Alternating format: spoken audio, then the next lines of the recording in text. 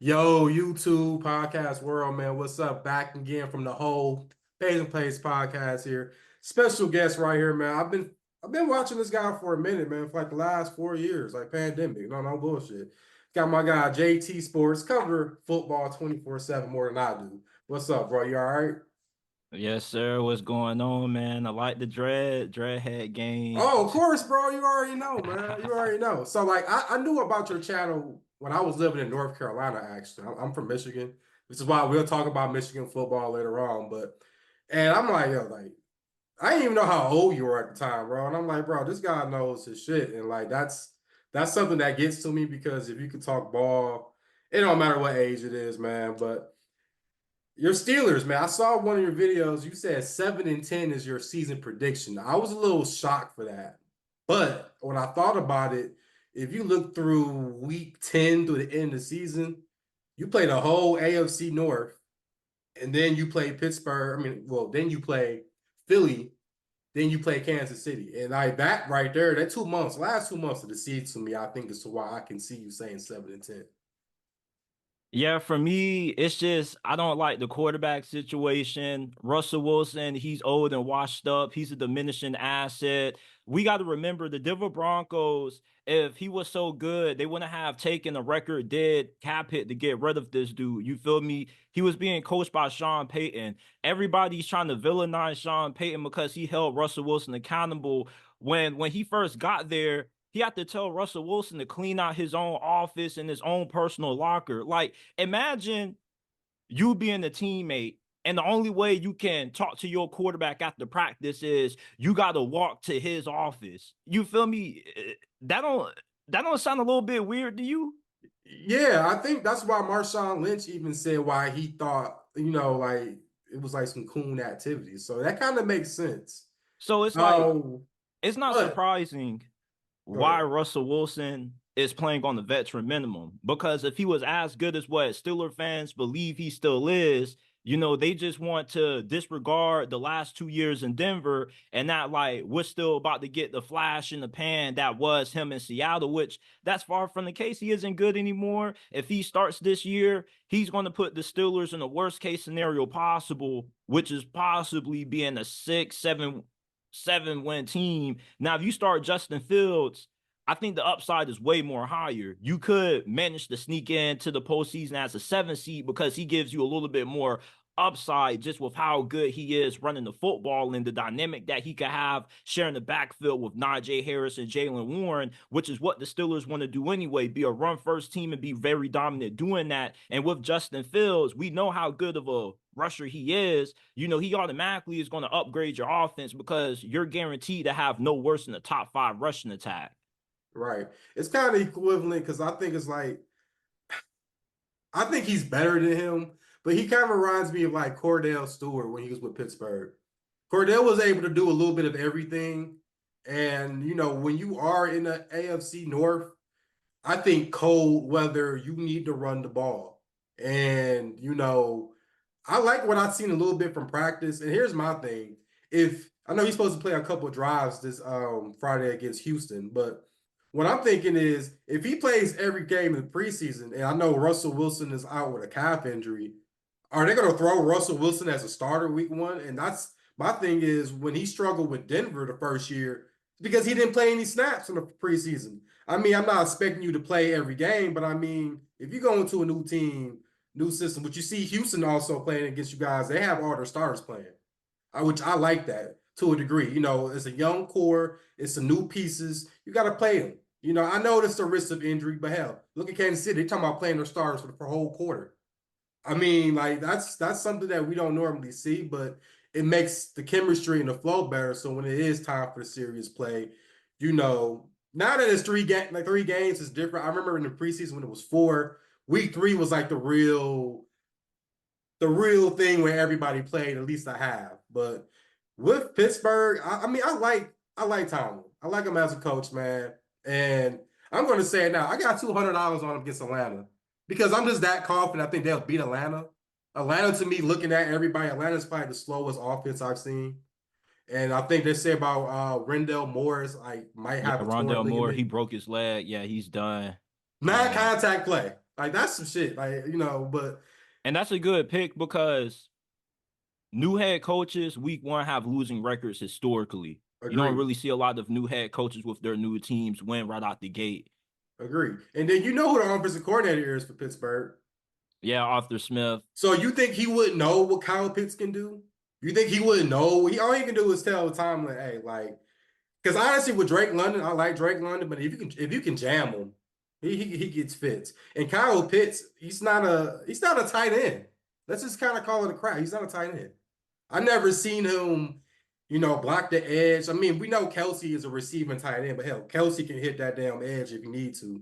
You know, But the it's thing just with Kyle Pitts though is that it's not more so like he's not a tight end. He's not a traditional tight end. He's the new hybrid wide receiver yeah, slash tight end. But it's like yeah, with the new system that they have in place now, the problem with him playing under Arthur Smith is that we know Kyle Pitts' biggest weakness coming out of Florida was his inability to block defensive end, defensive linemen. And that's kind of the reason why he kind of favored Jonnu Smith a little bit more, because he's more so of that blocking X tight end that you're looking for. Kyle Pitts is more of a Y, just your straight primary receiving tight end.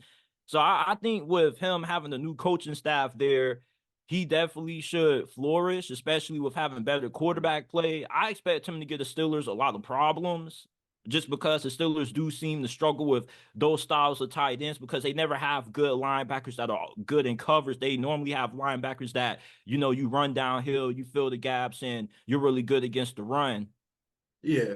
So like my thought is with like Pittsburgh is like, what do you think about the situation with IU? Because like at first I heard it was Cleveland, and then I heard it was New England, but then New England don't want to give up Kendrick Bourne. I kind of understand that. And then I hear Pittsburgh out of nowhere, and like I heard three different teams, and no one's confirmed what it is. I don't really like. Is he just looking for the better number? Because he could have went to New England if that was the case. And I know you want to win, but I don't get the mindset with him, man. It's like, So New England just dropped out of the Ayuk sweepstakes a few hours ago because they were willing to make him one of the top five highest paid receivers in the game. The problem was he just didn't want to go to New England, probably because, it's a lot of question marks with the coaching staff, the quarterback yeah, play. Plus, it's Foxborough, Massachusetts. No offense to all the New Englanders out there in Boston. They got a really good fan base, but me and you probably want to be wanting to go move up there. And I'm pretty sure, man. So also, it reminds me of like if he went there, well, it was different, but like looking at like Cam Newton and Steve Smith. You remember when Cam Newton was a rookie and Steve Smith was like, all up on him, give me the ball, and it took Steve Smith to leave for Cam Newton to kind of flourish. So I actually yeah. kind of understand that. But let's So go into the subject with college football.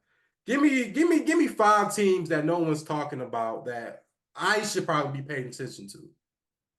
this first one, everybody's talking about them, but they're not talking about them the way that they should. You know who I'm about to mention, but Coach Prime in Colorado, man, people making the mistake of judging this team based off what they were last year, and they're overlooking the improvements that Coach Prime has made via the offseason. New coaching staff on defense. You got a lot of guys in the trenches now, improved offensive line, several guys on the D line this year who started at Power Four universities.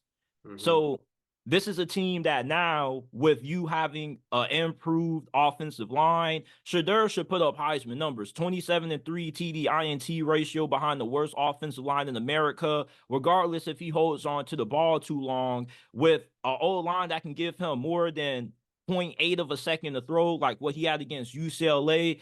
He's going to put up video game like numbers because their wide receiving core is top five, top 10 in the nation coming into this year. I won't say top five, but they're definitely top 10. They're like 5, 6 guys deep. They got a really good running back in Dallin Hayden. He didn't start at Ohio State, but when you can average 5 yards per carry with that limited amount of volume, you're a really good back. So Colorado is one of those teams that everybody expects to be bad, and they just come out and surprise everybody. I have them winning the Big 12 this year. Ooh, In the SEC, I ooh. got a couple of Can we teams because pause that? Say that one more time. Colorado is going to be one of those teams everybody expects to be bad, but they end up surprising everybody, and they're better than expected. Winning the Big 12. Yeah. Wow. That's so like the thing about it though is like you're right, the offensive line play was awful. And the one game that I could say that was so awful was that game against Washington State. Shedeur was getting blown out. I think one possession, it was like 3 sacks. Like I think it was literally 3 and not off sacks. And I think that's when he like fractured something that game, which is Yeah, why and he it's didn't play bad. the game against Utah. Hmm. He played And with that for like a good amount of the season. Like he had to get yeah, like injections and IVs and stuff. yeah, yeah. Pretty much reminds me of Bliss to Lead, when you get hurt, he's pop steroid in you. But like the thing about the Big 12 is I'm just I mean good value, but like I just can't say that because I think Utah, even with Cam Rising coming back, and like a lot of these teams will be going into Utah. And I don't know if you know about out west, but like that elevation, like I mean, I've been to Colorado. Yeah, So it's like that different. elevation is just like if you don't drink a lot of water, bro, you're gonna pass the hell out. So you're thinking about a team like UCF going to Utah. I mean, look what Florida did against Utah. Look how like they were in the game to a degree, but it's just different by playing at Salt Lake City. So like I think Utah makes the playoffs.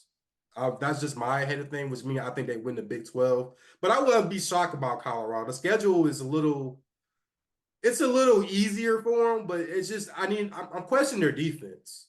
It's really the defense for me, man. Because how much can Shiloh Sanders and Travis Hunter do so much, man?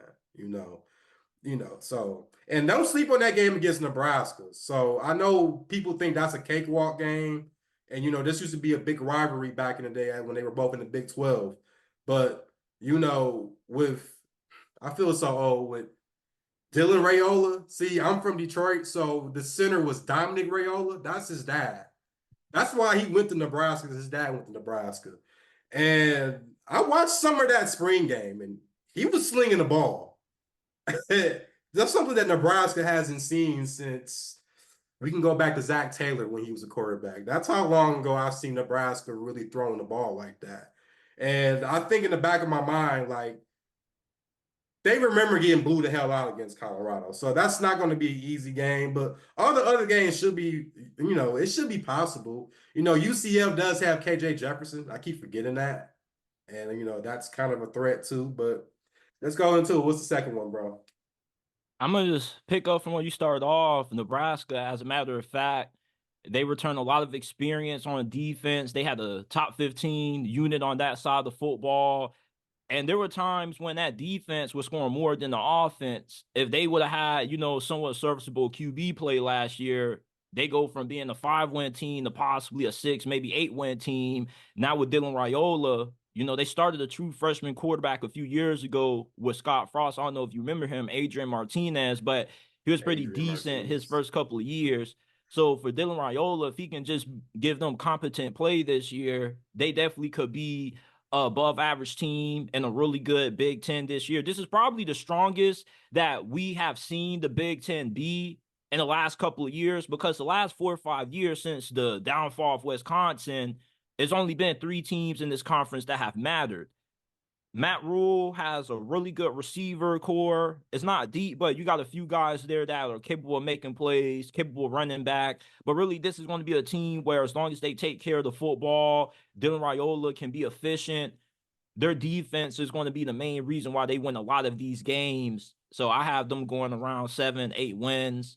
Another team that's being really overlooked is Kentucky. Mm, Kentucky mm. is one of those programs We're that not when talking you about basketball, Kentucky, right? We're no, talking about we're football, yeah, we're Kentucky, talking right? about football. Exactly. But Okay. the thing with Kentucky football is that consistently they're not going to be a 9, 10 win team every year. But they're one of those programs that, despite them not recruiting as good as the other top schools in the SEC, every 2-3 years, they could have a big season when they win 9-10 games because the guys who they did recruit, they do a good job developing them and getting them ready for the next level. And there's been a couple of instances, 2021, even though that season got invalidated because they had some ineligible players. But with Will Levis, his first year at Kentucky, they won 10 games. A few years prior with Benny Snell and Terry Wilson at QB, they won 9 games. They won the Citrus Bowl that year. With the talent that they're going to have up front, offensive line, defensive line, there's going to be several guys from those units that end up being drafted on Sundays. If you can get capable quarterback play out of Brock Vandagriff, the transfer from Georgia, he was a top 7 rated quarterback from this past portal cycle. This could be a really dangerous team because they got two really good receivers. Barry and Brown is on a lot of NFL radars. Dane Key, both of those two guys were 4 stars coming out of high school. They've been held back because of lackluster QB play. You know that Mark Stoops always has a good defense, and he's always going to have capable running back play. Kentucky really is a team that I could see being a dark horse college football playoff contender. Now, the 4th team is in the ACC, is Virginia Tech. Virginia Tech is being incredibly overlooked, and it's surprising because during, the dark days or the dog days of the offseason when there's nothing to talk about, there's no news going around, people just start ranking teams. I saw Virginia Tech in a lot of top 25s, but I don't see them in a lot of preseason polls for some reason. And it's shocking because they're going into year 3 under head coach Brent Pry. And normally when you have a head coach who's entering year 3 that has shown growth his first 2 seasons, with Virginia Tech being top 15 in returning production, they returned all of their starters on offense from last year. They returned 8 starters on defense, and they improved in certain areas with a few guys they got from the transfer portal. You normally see teams like Virginia Tech have big years where they get the 10, 11 wins if they have a favorable schedule because they profile a lot like last year's Missouri team. Remember, Missouri, they had experienced defense, returned a lot on offense, and they had a favorable schedule. Virginia Tech has the same thing. And the good thing is, with how their schedule lines up, their 2 biggest tests early are going to be against Rutgers, who could be a sleeper team if they got QB play this year, and they got to play Miami early. There's a really strong chance that maybe we see Virginia Tech hosting the home game week 8 where they're 7-0 against Clemson. So with Virginia Tech, right? I messed with them a few times in the betting world last season. Losing to Rutgers that bad was one thing, right? But losing to Marshall, I mean, it wasn't like a convincing. It was like they got blew off the field that game. But I feel like that game against Marshall was what made this team better towards the end of the year. So they got to win games like that. I think they play Marshall again this year. But it's at home this time. They have to blow them the hell out. Because I know the difference with college football is style points too. When you blow out some of these teams, it makes you look good. But with Virginia Tech, I like Dwayne Washington. I like him as a quarterback. I like him. But I guess now is he just has to grow because sometimes he was just throwing the ball, throwing the damn ball. But so Kyron Jones last year, he was very inconsistent. He completed under 60% of his passes and a lot of their losses. And that was his first year ever starting at quarterback. He was somebody who was like a highly touted 4-star guy, initially started out at Baylor. And he's one of those big Anthony Richardson kind of quarterbacks, got all the physical tools, got the athleticism, but you still have to develop him as a passer. If he takes that next step this year, which he should, because he has the same group of wide receivers, the same offensive line with the kind of experience and the camaraderie that Virginia Tech should have. A lot of games that they struggled to win last year, they should easily be able to erase those guys off the board. Rutgers, it's not a guarantee. It's the Sopranos, bro. You have to respect Schiano. Like, Schiano was and Rutgers is a team, believe it or not, that a lot of people really believe could shock people because they got a really good team up front, both sides. They got a good squad. If they can get a decent QB in there, they could be dangerous this year. But They Virginia never Tech had a good though, quarterback, bro. Like if you go back to the Ray Rice and I don't know, even remember Brian Leonard, the era, they were a run first team. Isaiah, but they were always a run first team with Greg Schiano and just played defense. I think the one thing with Schiano that did help him before he went back to Rutgers was he was under Ryan Day at Ohio State. So, and you can argue that's probably the last time they was able to beat Michigan because they had somebody like that behind them as defense. But what's your 15? my last team is I'm gonna have to go with this is a tough one. I'm gonna have to go with Miami. Miami's a sleeper to me because everybody's going off the stereotype of it's Miami. You know what Miami always does. Off-season champions get to the season and they disappoint like always. This is truly the best team Miami has had since the early 2000s. And we say that every offseason, but when you look at the talent on this roster across the board, they're stacked. You know, you got a lot of guys returning on that offensive line. Mario Cristobal is a former offensive lineman. That area should be the strongest. You got Cam Ward, Damian Martinez, both the two best running backs and quarterbacks in the portal from this past cycle, capable wide receivers. You know, Miami recruits better than nearly everybody in the ACC, even Florida State. So the talent's in place for them to win it all in terms of the ACC title. You just need the coaching. And I believe in Mario Cristobal. I'm not a huge believer in him, but he did beat Ohio State on the road when they were the third best team in the nation a few years ago. And he didn't even have Justin Herbert. He had Anthony Brown at QB, and he won 12 games, won the Pac-12 that year. So this is somebody who has proven the ability to build up a program, have a big year. The problem with him is, can he sustain a high level of success? You know, I don't have no question that Miami will be a playoff team this year. My question is, what comes after this big season? You know, can it be sustainable or is it just a flash in the pan? Yeah, man. With Miami, it's crazy for me to say this. Like, I haven't seen them be really good. I mean, you said since 2000s. I'm trying to think of the last time I can remember. 2017, they went 10-2. They Oh yeah, had they that lost to stretch when Clemson they in the beat Notre championship game, Dame. right? Yeah, Virginia Tech. I like because I'm really sitting here trying to remember because like I remember watching like the biggest rivalry all the time was them in Florida State. And Florida State missing field goals back to back years wide right. I remember watching all that as a kid. You know, besides Michigan, my dad was a huge fan of Miami. So we're talking about the starter jackets back then. I had all of that Miami Hurricane. He was a big Hurricane fan. So I've always been accustomed to Miami Hurricanes, but after like the class when like Ed Reed and Antrell Rowe left, I remember the first game, it was Labor Day. I was living in North Carolina as a kid. They played Florida State. And this is when they had Devin Hester. And they went like 7-5 that year. And then ever since then, they just been like out of the blue, you know. So we'll see how Miami goes into it. But how do you feel about the new transition with the realignment with now you having Texas and Oklahoma going to the SEC? I personally think that Texas will struggle. You know, I think 10-2 was realistic because I think they'll lose to Georgia. And they'll lose a game where they shouldn't lose, but they'll win, they'll lose because it's not the Big 12 where you play BYU who's still trying to, you know, adjust to Big 12 life. You're not playing against Cincinnati. The only tough opponent realistically was what, Kansas State and Oklahoma. Well, now you're playing Alabama. I don't even think they play Alabama this year. I think Oklahoma plays Alabama this year. But it's the fact that now you're every week, it's not an easy week.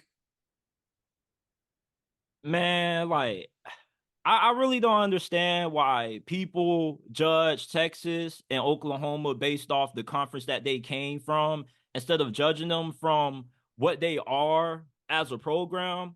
Texas and Oklahoma have always been SEC ready because they recruit at a SEC level. As a matter of fact, they recruit better than nearly every team but about two programs, that being Georgia and Alabama.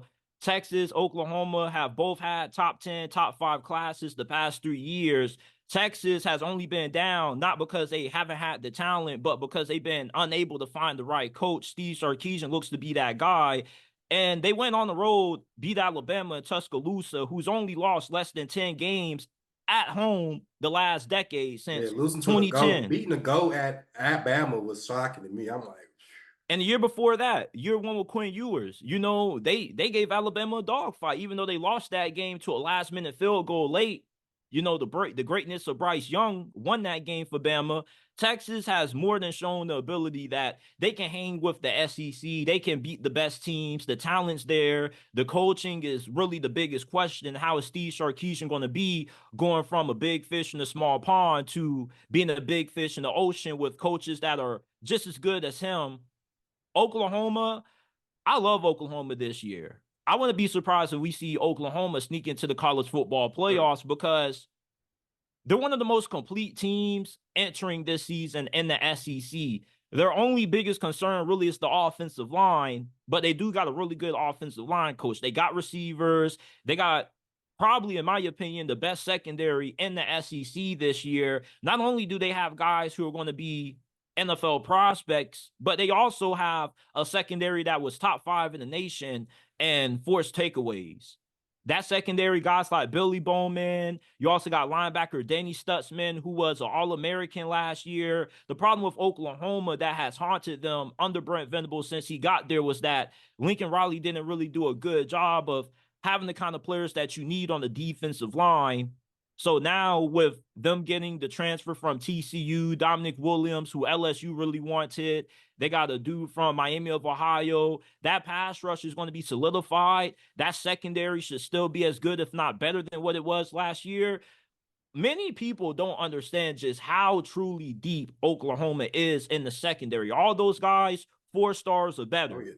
So Oklahoma and Texas have always been SEC quality programs just playing in the Big 12. And one more point I would like to make is it doesn't matter if you have a team that comes from a weak conference. You can still be a national championship caliber team playing in the worst conference in college football. Sometimes it could be a benefit and it could be negatives to that. We've seen Washington win a weak Pac-12, get blasted by Alabama, but we've seen Clemson win a weak ACC. People question just how legitimate are they to be worthy of making it to the playoffs, and we see them win it all, smash Notre Dame, blow out Alabama 44-6 or 44-16. I Yeah, forgot that what the was score Tua, right? was. Second year, right? So it's like even if you're coming from a weak conference, you can still be a really good team. It's just all about your recruiting, how talented you are, and if you got the coaching. And Texas, Oklahoma, they both have the coaching. I'll be really surprised if either one of these programs wins anything less than 9 games this year. Yeah, I think the SEC. I did watch it live last night. I enjoyed it, by the way. I do see the SEC about a few teams going 9-3. It's crazy to say that and piggyback to the playoffs. I mean, I actually like that it's 12 games, 12 teams, should I say. I like it because it's more variety. Now, the downside is, which I think you would say is, because you got SEC teams that's going to be top 15, top 12. We know about at least there's always about 5 or 6 of them in the top 10 alone. Did you see the And coaches poll? So they dropped the coaches poll. It was 8 SEC teams, and the second conference was the Big Ten with 6, and everybody else had 4 or less. yeah, like if you're talking about like how you say you think Colorado makes the playoffs, that means that's one team in the Big 12, you know? So, oh, let me see, check that out. Okay. So that's just how I look at it. But I do think that Penn State, I think that's the most underrated team that can make the playoffs because let's be real, they play against Michigan, Ohio State, and always get blew out. But they beat every other team that they should beat. So I think they're always going to be in it. And that's just how I look at it about Penn State. Like, I'm not really all into it, but if you can give me one team that can make it out of the group 4, I think Liberty would probably be the more favorable to make it, but who would you pick? I really like Boise State because they get the former USC quarterback. Boise State kind of has more of a consistent track record when it comes to being a quality G5 team. They're not one of those G5 teams you just put on the schedule and you're like, yeah, you feel me? It's a dub. You feel me? When you play Boise State, you got to look out for them. And I could see Tulane. The Mm, only problem is that they lost their head coach to Houston, but their new head coach, this dude was talking hella spicy in his first press conference, talking about something. He ain't come down to Tulane just to, coach at Tulane. Like he really believes they can win some national championships down there, get to the playoffs. So we'll see, because Tulane does have probably the best roster in the G5 out of all of the group of 5 schools. So it'll either be a tie between Boise State or Tulane. okay. I want to talk about one game, week 1, real quickly. Then we'll talk about NFL preseason. I'll let you go for the day. Um, I've seen Clemson underdog by almost 2 touchdowns against Georgia. I know it's going to be at the Mercedes-Benz Stadium. So it's a home game. Yeah. Am I wild for picking Clemson to at least cover that game? Because I just think that like people keep forgetting that like Dabo Swinney is a good coach. Like, and the last time they played against Georgia, it was in Charlotte, and it was a slugfest game. I know we're not talking about Brent Venables there anymore as a defensive coordinator, but it Their wasn't an defense is easy still game. really good. I mean, for 2 touchdowns, like I know. Come on, man. Am I tripping for picking Clemson? You see, I really don't have an answer for you when it comes to this one, because this is a game that I believe Clemson has to show us that they still are elite program. Yeah, because Because from a talent standpoint, defensively, they got nothing but NFL guys on that roster, and first round caliber guys at that too. And we know the defense is going to be really good. I believe their defense can match up with Georgia's offense pretty well. They're pretty good in the secondary, strong up front. That's what you need to be able to have a shot to beat Georgia. The question is the offense. yeah, I don't, yeah, right now, I don't believe you're crazy to take Clemson plus 13, because they got Lincoln Riley's brother. Don't know if you know this, but he has a brother named Garrett Riley. He was the dude who was the offensive coordinator for TCU the year they got blown out by Georgia in the Natty, but he mm, won the Jim Boros Award that year. That goes to the nation's best assistant coach. So he goes from TCU to Clemson, and a lot of people were a little bit surprised that even happened, because he was seen as a dude who was only going to be there for no more than a year until he got a head coaching job. And this should be the year where, going into year 2 under him, that offense should really click.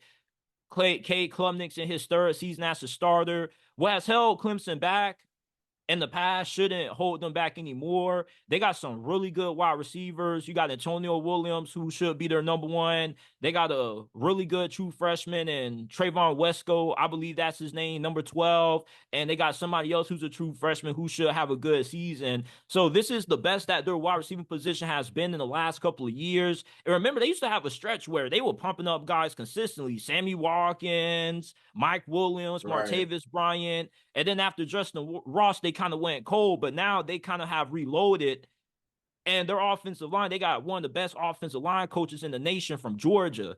And you see with Clemson, the biggest knock on them, I know you've heard it, they don't use the transfer portal. They So don't. with you not utilizing the transfer portal, you got to be able to recruit guys and develop them. But Yeah, if and you they don't have a have weak, NIL money like that either, though. they got NIL money. But You they feel don't me? use it. Yeah, because they don't like utilizing the transfer portal, because it's not an NIL thing, it's a philosophy thing. Because what people don't understand about utilizing the transfer portal is that you can only have 85 guys on the roster on scholarship. And once you go over that, you have to cut guys. I have Right. had friends that played D1 who got cut. The coach told them, hey, like, you got to transfer. We don't got a spot for you. So for Clemson, with you not utilizing the transfer portal, you just relying on recruiting, there's going to be some holes that are going to take a while to fix versus if you utilize the transfer portal. So against Georgia, I like them to cover that plus 13 because I see them losing by 10. I would be really shocked if we see Clemson get dog wall. Plus, we remember what happened last year, week 1. They got blowed the hell out by Duke. That Yeah, was embarrassing. yeah, yeah. We know about that one. That one And my was last point, Dabo Sweeney loves playing that underdog card. And for a while, he's been unable to do it because Clemson has always been viewed as the top dog, the top predator. But now it's like everybody's riding off Clemson. Not too many people think they can be a playoff team against Georgia. He's going to have those boys amped up, ready to play. So I can see them keeping it close. Okay, so let's talk a little bit about Michigan, and I'm gonna let you talk before because I gotta do something while you're talking, but I will be listening.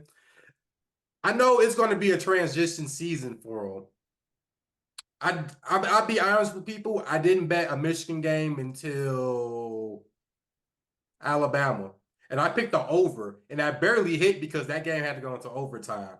So I think this year I would be back fishing them because they're going to be slept on.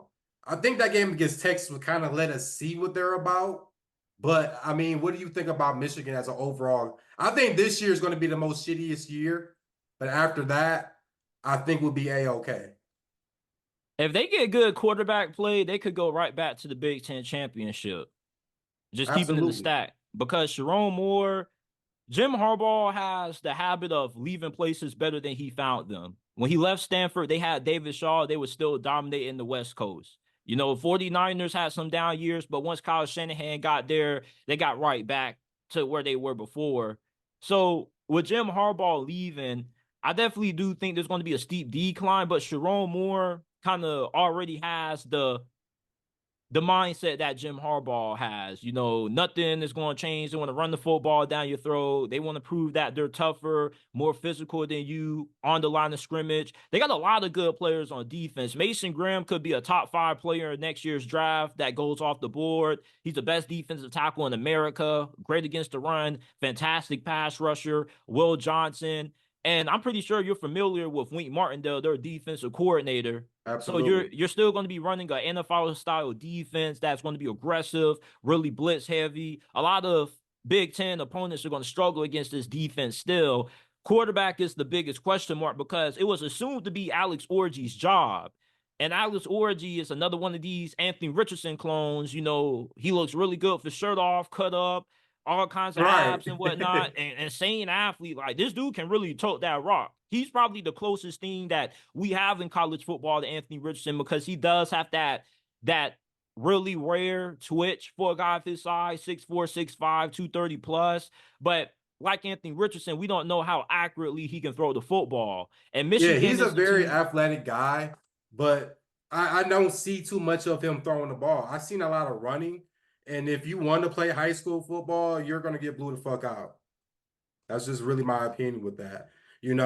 We had Rich Rodriguez, and I think I was talking to you about this not long ago. You said Graham Mertz was a better passer than Anthony Richardson, and this is when I chimed in and said, well, it depends about the system, man.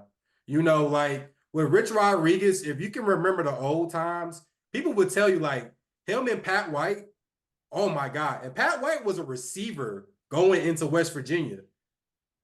It wasn't and look how like Pat White became. So, I like the system, what Michigan can do if they're going to run the ball, but like you said though, we need to definitely see them pass the ball a lot more. But the Big Ten though, throughout all of my life, Big Ten has always been a ground and pound. The reason why Rich Rod didn't work out in Michigan was because you can't have 250-pound linemen. Against and Ohio State was just blowing it out. It took them to lead to actually win the game, and then we had to deal with Brady Hope. And God, listen, I'll be honest about Brady Hope, bro. He was a good defensive coordinator, but a horrible head coach. It was just you had to sit there and see what I'm talking about with this guy, man. He was the coach who lost Appalachian State in 07, right? Brady Hope. No, Brady Hope was coaching. He was coaching San Diego State. Okay, so he was the dude who Michigan was getting ran over by when they played Ohio State. Yeah. Well, no, the first year. So the first year, no. The first year they won with Denard Robinson. And Oh, okay, then okay, because they played okay. Virginia Tech in the Sugar Bowl. But we were getting blown out by Kirk Cousins and them in Michigan State. Kirk Cousins beat us 4 years in a row. And that's when Urban Meyer came in and started rolling. Yeah.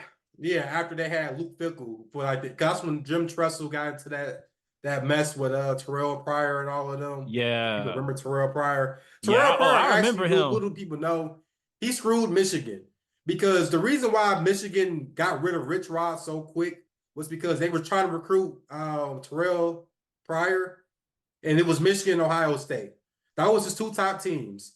And when Ohio State, he ended up picking Ohio State, it screwed over Michigan because the system is made for you gotta have some legs, man. And that's why I say what AR, like with Bailey Napier's system, it's made for a mobile quarterback. Now we're talking about Napier. I think Napier ass is out of here though. I don't know how long he lasts. I mean, trust me, because you play Texas this year. I mean, you play against some teams, man. I think about maybe week 8, 9. I think he's out. I think he'll last the season because, back to the Michigan point first, it's like with Michigan, you got to be able to throw the football regardless how dominant you'll be on the ground because that's what made Michigan so potent last year on offense. Mm-hmm. Yeah, you knew they can run it, but they also could throw the football when need be. JJ McCarthy didn't lose you any games. With Alex Orji, you need him to be able to still keep the defense off balance so you don't get too predictable. With Billy Napier's system, Graham Mertz had more experience than Anthony Richardson. Anthony Richardson didn't really play too much before Napier got there. He was being swapped between Emory Jones Yeah, I under remember. Dan Mullen. So when Billy Napier got there, he got this really toolsy athletic quarterback that he didn't really know what to do with, which is why Graham Mertz was more efficient in his system last year because Graham Mertz is a more accurate quarterback. Doesn't have the kind of physical abilities, but he has experience. He's played more snaps, and he just was a better fit in terms of what Billy Napier wants to be offensively. I don't see Billy Napier getting fired during the season because I can't see Florida just quitting on him. And I don't even think they fired Dan Mullen until like after the Missouri loss. Florida is one of those I think they got programs. rid of him after they lost to that UCF bowl game. Well, I think they got rid of him before that. I think they had like an intern. I think it was after Probably, Missouri probably, yeah, probably because so. the team just flat out quit on him in that game. It was a really ugly loss. Guys in the locker room were going roughshod. I don't see the same thing happening with Billy Napier. And Billy Napier's teams, have shown the ability to compete. There were a few wins that they could have had last year against some really good teams. They barely lost to Missouri. You feel me? That's a game they could have won if they had better coaching. It's a lot similar to how Scott Frost's tenure at Nebraska was, in my opinion. Remember that year that got him that one last season where people said they were the greatest three-win team ever because they lost nearly every game by one possession. Yeah, So with Billy Napier, his teams have the ability to do that because it's not like Florida doesn't have no talent. They got a really good team this year, but with how bad the coaching is, bad clock management, bad in-game decision making, you're not going to be able to beat Texas in a close game if it gets there. Especially on the right. road. So I don't think Billy Napier's teams will quit on him. The locker room does seem to really like this dude a lot. They will fight for him. They'll play for him as evident as last year. But I just don't think he's a coach that's meant to be to be coaching in the SEC. And I seen somebody, I don't know if you know who Josh Pate is, but he said if you put Mhm. Florida and the Big 12, they would be a top 3 team. They probably would win that conference. Yeah, I get where he's coming from, but if we're knocking Deion Sanders in Colorado for questionable coaching, I will have to do the same thing with Billy Napier. He hasn't shown the ability to win at a Power 5 or Power 4 level. So I right. just can't say you'll automatically win when you're going up against some of the more underrated coaches in college football, Mike Gundy, Kyle Whittingham, um, all these coaches, Colin Klein Even the or coach for Chris Kansas, Klieman, right? Kansas has been competitive Lance lately. Leopold. Like these are coaches that probably would replace Billy Napier next year, So Yeah, yeah. I don't see him getting fired during the season, but like you, I see this dude getting fired once the season ends. I don't care what the buyout is. You know, these schools Yeah. got money. Now what about with They damn Sam near paid Pittman? Jaden Rashada all that money. The Yeah. recruit, yeah, Yeah. like you finna So get what him you think 10 about million. Sam Pittman? I know he's on a hot seat this year, but the only thing I know about him is because people talk about on NCAA football as a number 10 quarterback that can throw the ball. That's a freshman. And they actually did just troll Colorado yesterday because Colorado edited it to where it was an incomplete pass and they made like it was a catch. And then Arkansas did the whole entire play of theirs and said all darts. And it was You the want to know same something play. funny about that? They're trolling because Coach Prime might be going to Fayetteville, Arkansas after this year. A lot of people don't know this, but it's been reported and it's been confirmed. Arkansas's athletic director, who's there right now, he gave Deion Sanders his first ever head coaching interview before he ever took the job at Jackson State. Jerry Jones, who used to play at Arkansas, he's an alumni there. He donates a lot of money to that program. He's the one who pulled a few strings to get Deion that interview. And Deion did so well that the AD was close to hiring him. It's just the inexperience, him never being a head coach at all in the SEC just wouldn't have been a good look. So that's why he went with Sam Pittman. But there's a really good chance that he goes to Arkansas. Jerry Jones is a really likable guy. I like that you said that because Jerry Jones, if you remember, Jerry Jones was also teammates with Jimmy Johnson. That's how Jimmy Johnson went to the Cowboys. So it's like Jerry has a lot of pools. So it's like, and let's make a reach.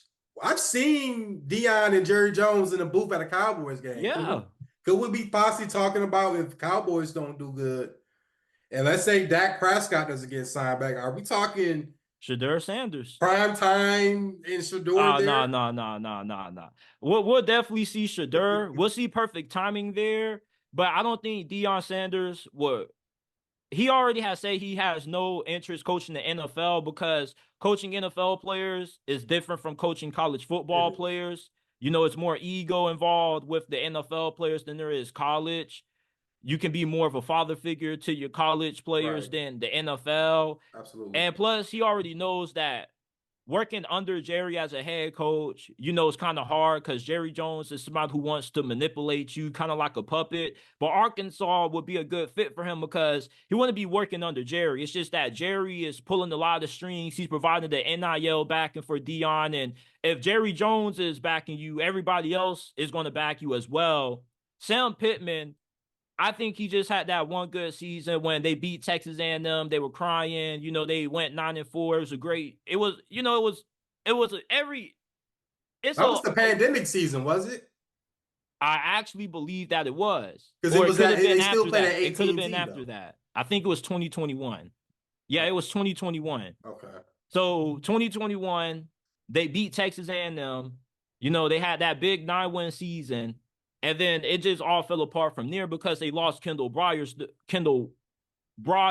their offensive coordinator, who went to TCU to replace the dude who is now at Clemson, Garrett Riley. Right. So when they lost Kendall Bryles, they ended up hiring Dan Enos to replace him. And he was a bad offensive coordinator just from the 1 year he spent at Miami. And that's what ruined everything. They also had some injuries. KJ Jefferson got banged up. The defense wasn't that good. And that's why Sam Pittman's in the position that he's in now. So I could see him actually getting fired before the season ends because they brought in Bobby Petrino. Now, Bobby Petrino, you remember him. I get what you're saying, but here's how you got to look at it. I'm tired of that man, bro. Like, I'm so tired of Bobby Petrino. Like, Bobby Petrino, like, oh God, this is the same guy who quit on Atlanta when Michael Vick got locked up, right?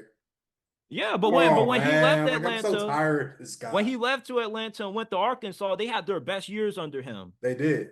So he's like their saving grace. So that's why Sam Pittman has a really small leash because they know that if they fire him, Bobby Petrino can take over, and that most likely is who's going to be their next head coach, unless they decide to take the dice roll and get Coach Prime because they got the money to get Prime if they want to get him. The question is he really dedicated to building at Colorado? or is he going to chase the money, go to Arkansas with way more resource and whatnot? Because what a lot of people don't know about Arkansas is that they're top 20 in FBS history and all-time wins. You feel me? They may not be a national championship contender, but they definitely are one of the better historical programs that we have in this sport. And they got Coach John Calipari. So they got money. Yeah, hey, no, wait. When he left and went to Kentucky, I'm like, somebody definitely did an inside job for that one. That was crazy. Like, because they got, believe it or not, Arkansas has way more money than what you may think, especially when you got Jerry Jones, who, you know, he's throwing in money and stuff. And their So basketball team wasn't bad before they got Calipari either. So it wasn't. So they yeah. can pay. So like you get the right coach in there, and you can get, you know, the donors, alumni to believe in them. Oh yeah. They That's they why got everybody upside. clowns Oregon. Everybody say, Mm-hmm. "Oh, Oregon got 7 to 8 different uniforms, don't win a national championship." Well, I'm going to give you a name, Phil Knight.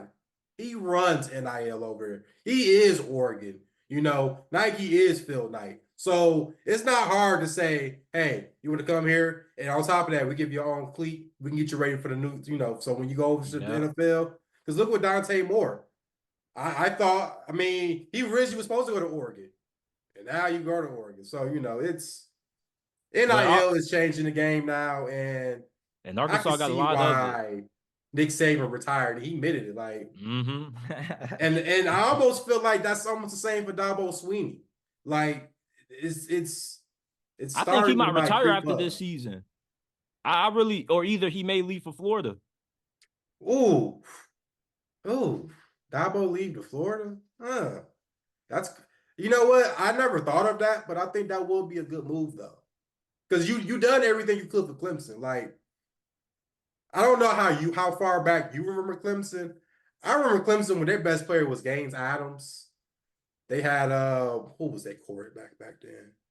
I think it was like Chad Kelly, which is Jim Kelly's nephew. Mm. Yeah.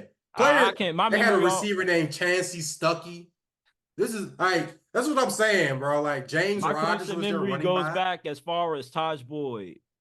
Yeah. See, that's like the newer, that's when they kind of start to get good. But Mm-hmm. like, I mean, for what he's done, I wouldn't mind that. And with Deion going to Arkansas, I think like the thing that has to change, people forget these sponsors do sometimes are relevant.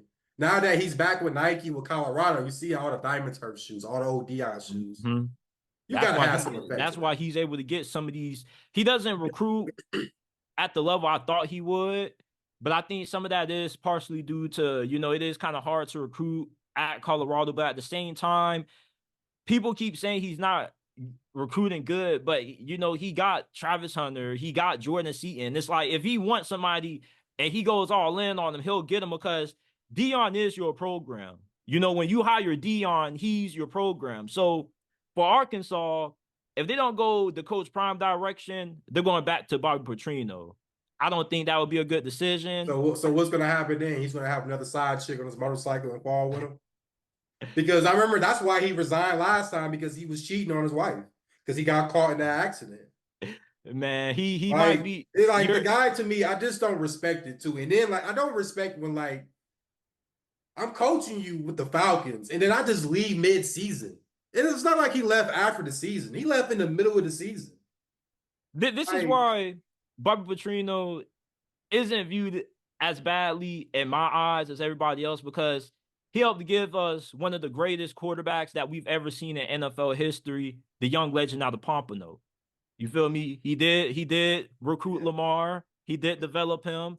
Lamar does give him a lot of props, and he always talks about Lamar in a very high regard. but You I feel want to me? backtrack that though. You're talking about Louisville. He was, see, before he even went to the Falcons, he was with Louisville when they were in the Big East. And Louisville had, let me see, who were some of their quarterbacks? Stan LaFleur. I think that was Jake Delhomme's cousin. Brian Brown. You see how old I feel? Brian That you Brown. want to know something crazy? That's the head coach of Louisville now. You get what I'm saying? I really sat there and watched some of these guys become like coaches, bro. Like that's how You done I'm reach kind ump of up status, there my in guy. age. Michael Bush was their best running back at the time. So, you know, I get it because he had it where Ryan Brown wasn't a running quarterback. He was a pocket passer. And now So I Arkansas, get you what you're remember saying. Ryan They're Mallett? having Lamar Jackson. You remember Ryan Mallett, RIP? Yes, Ryan Mallett, Michigan. Yeah. So, and the reason why he transferred was because, like I said, Rich Rod system, he can't run. He couldn't run. I mean, Ryan Mallett couldn't run, but when he went to Arkansas, He stayed in was the pocket and sling the ball. I slinging mean, that, slinging that rock all over and the field. that's picky. I'm a picky bank back to Rich Rod era. I gotta give him props for getting Denard Robinson. I didn't think that guy would have been good because I remember we had his first recruiting class was actually a top 10 recruiting class. But when you're in Michigan, you're always gonna have a top 10 recruiting class because the name speaks for itself. You're at least top 20 every year. He had a quarterback named Tate Forcier and Denard Robinson. Denard Robinson was an athlete. Tate Forcier was a 4-star quarterback. And Tate Forcier, I say that first year, he could throw the ball, he could run, he was a little bit of everything. And then like towards the end of the year, I think he got like academic ineligible. So he got kicked off the team. And that's when Denard Robinson came in and ended up being the guy. And I think he went to Montana. And then I think he got hit with a DUI or something over there. And then that was kind of it for his career. And I'm class of 2012 in high school. I played against a quarterback by the name of Devin Gardner, and he was on Michigan. Oh, Mr. Number 98. Yes, Oh, yes. I So used to I hate remember watching him watching play. him. It was a playoff game. Yeah, I was riding the pine because I was a sophomore. I was riding the pine, and it was a play where it was like fourth and 13. They intentionally ran out the clock to make it fourth and like something else. I don't know, top of my head. And I told somebody, I'm like, he's about to score a touchdown. Everybody thought I was talking shit. This guy literally snapped the ball off the shotgun, looked, and just lobs it up. And you can see the tight spiral. And like their receivers can see he went to Inkster High. So like their receivers were like 6'3", 6'4". Bro, we're playing against people like us is like 5'9", 5'8", 5'7" corners, bro. Like, my high school, like by the time we went to 2011, we won districts for the first time in our history. And then we get blew out against St. Mary's, which y'all know you don't know who St. Mary's is, but the receiver was Allen Robinson. So yeah, I've seen a lot of players just from right on the sideline watching them like shit. So it's crazy how the game goes around. We play him senior year. We played against James Ross, who goes to Michigan. I mean, like, we played against one of my years in high school, we played against Dennis Norfleet, who went to Michigan. So we played against guys who went to Division One, even though we weren't known as a top tier football school, but we were known to beat some teams my years in high school, we went to playoffs every year, which I can say that's an accomplishment because before that, my high school was not going to anywhere. They were 2-8. I mean, freshman teams didn't win a game. I mean, like we kind of helped change that. But yeah, man, it's crazy when you get to see the loophole with some of these college players and then some of these Shit, NFL I played players. against Carson Beck. Carson Beck. I wasn't playing defense. I was a wide receiver, but we was up like 21-0 after the first quarter. And after that, oh my goodness, that Carson Beck's we from won. Florida. Yeah, he's from Jacksonville. Oh, He played okay, for okay. so he started out at some all white private school named Episcopal or something like that. Then he transferred to Mandarin and he got every single wide receiver he played with is D1 right now. And we won that game, but our defensive coordinator was not happy.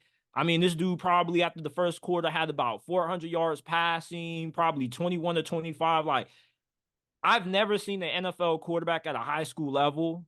That's my first time ever watching it. Like, you can tell when you're going up against a future NFL quarterback because, with in high school, a lot of guys aren't even completing over 40% of their passes. No, They throw the ball, yeah. it's And touching the some touch. high schools, like for me, we weren't really throwing the ball like that either. So Yeah, but him, oh my goodness. And this what we had a 5-star cornerback, by the way, who plays for Arkansas, Jaheim Singletary. He was at one point the number one cornerback in the nation. And he started out at Georgia. He's at Arkansas now. It was tough. Like wait, you Carson said Beck is Carson Beck went to a private? Was it the same private school as Tim Tebow? Because I know Tim Tebow's out of nah. Jacksonville, right? So Tim Tebow went to a high school in St. Augustine called Nice. Okay. And ever since he left, they've never been relevant since. Yeah, Now, that's perfect Carson, because I remember watching the Hoover TV show, and they gotta play this guy named Tim Tebow, and this is before you even know what Tim yeah, Tebow was, and you're like, oh but shit. he's a legend though. And then you got Derrick Henry. He played for Yulee, but that was more like a school in the country. Right. But Carson Beck, when he was at Mandarin, like he was really one of those ones. That's why I was telling a lot of people last year he was going to be good because you know how it is when teams are starting a new quarterback in college. People are like he hasn't played on the road in an environment like man. I Yeah, this is seen the this first dude. quarterback we can say from Georgia since Stafford. That's like, I mean, they're talking first overall pick. And that's the I, last guy we seen as a first overall pick was Matthew Stafford. yeah, he's that good. And you know, I really believe that when you look at Georgia this year, I have them making it to the national championship, losing to Ohio State, but I don't have them winning Oh, the you said the SEC. team. I ain't want to hear Oh that. yeah, I forgot about that. I ain't want to hear Ohio State, My man. fault. But I understand it though, because this year for them, They paid it's 20 no million for excuse this to not beat team. Michigan. It's Yeah. really no excuse this time. Uh, I feel like Ryan Day brought the Avengers over. You got Chip Kelly, which if I'm Chip, I would have never left LA at all. But you Well, left LA to go be the offensive coordinator.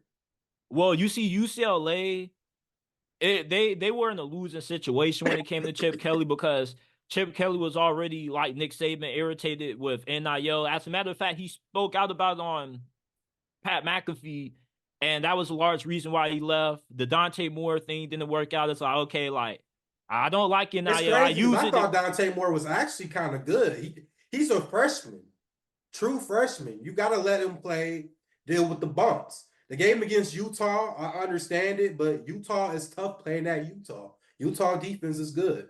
It's understandable, but a lot of those games was close. You But know, it's kind of hard when you got a great defense and you're just like, we can get better QB play. We could be better. And, you know, he probably shouldn't have started Dante Moore that early. But, you know, he actually took the jump using NIL to get this dude because that's probably the only person from that recruiting class they paid. And he had so much success with DTR, you probably thought you could recapture that with Dante yeah, Moore. And he did look good their first two games. He looked, I remember they played San Diego State early. He was impressive. yeah. But they And played he had Coastal another game. Carolina because Yeah. they ran a two quarterback system that game. Yeah. Because And I then, actually bet that game because I did Coastal Carolina plus 15 and a half because I was a big Grayson McCall fan. So, mm-hmm. you And he's know, at NC State. And that's another Grayson McCall's at team. NC State. Yeah. Oh shit. I didn't even know that. I'm glad you told me that. And So NC State, they play Tennessee week 2 this year. is That that could the be a game? pop. I think that's supposed to be in Charlotte, right? I think that game is Yeah. supposed to That be could be a there. possible upset. You know, it's possible, man, because I just be trying to figure out where all these players go because so much changes. And like I said, I keep feeling more older by the day because now Deshaun Foster's the head coach. And last time I remember seeing Deshaun Foster, he scored a touchdown in the Super Bowl against the New England Patriots when I was 10 years old. See, so when you say you start watching football at 10 years old, I was watching it ever since I seen the greatest running back in my life, Barry Sanders. So I was watching football ever since I was a little kid, man. When we had to drive out to Pontiac, Michigan, not Detroit. Pontiac is about maybe 30, 45 minutes away. But Pontiac Silverdome, if you ever know about the WrestleMania when, Hulk Hogan drops on Andre 3000, Andre the Giant, that's the Pontiac Silverdome. So I remember seeing Barry Sanders just shifty and just seeing him in person was just that was just something that like I haven't had that special treatment ever since that time, man. Like that guy was so amazing to me. So like I said, I could go back to 90s football and tell you what I need to know. I can tell you when Tampa Bay was in the NFC Central. The NFC Central was the Lions, the Vikings. So if you ever see why a lot of times they played against those teams, the Packers, it's because they were in that division. What was your thoughts when they had realigned the divisions? Why did they realign the divisions? I think because of Houston coming in as an expansion team. But I don't even think well, I know you don't know this, but you probably seen like clips of it.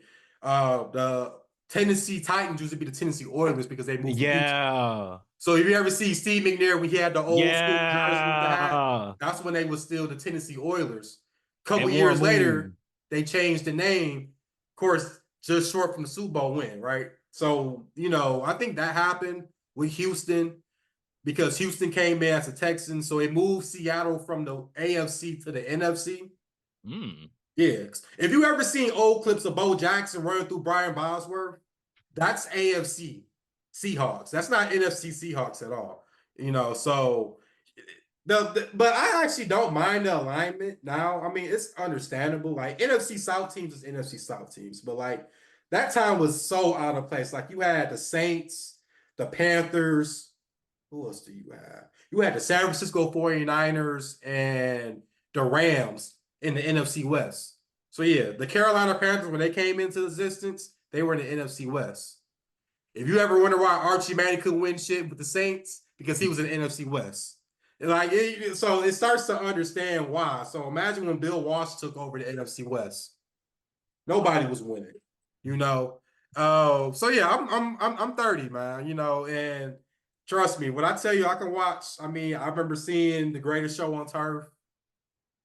I didn't see all of Jerry Rice. Now, the Joe Montana era, that's different, but Jerry Rice did play 20 years in the league. So I saw a nice You amount want of to know Jerry what's Rice. crazy? Like, I'm getting so old to the point it's like guys Bro, you're that grew, 22, bro. Stop. You're but not it's old. still like Tom Brady is about to be commentating games, dog. Like, Yeah. Now that's crazy for me to say. Yes, because I watched him at Michigan.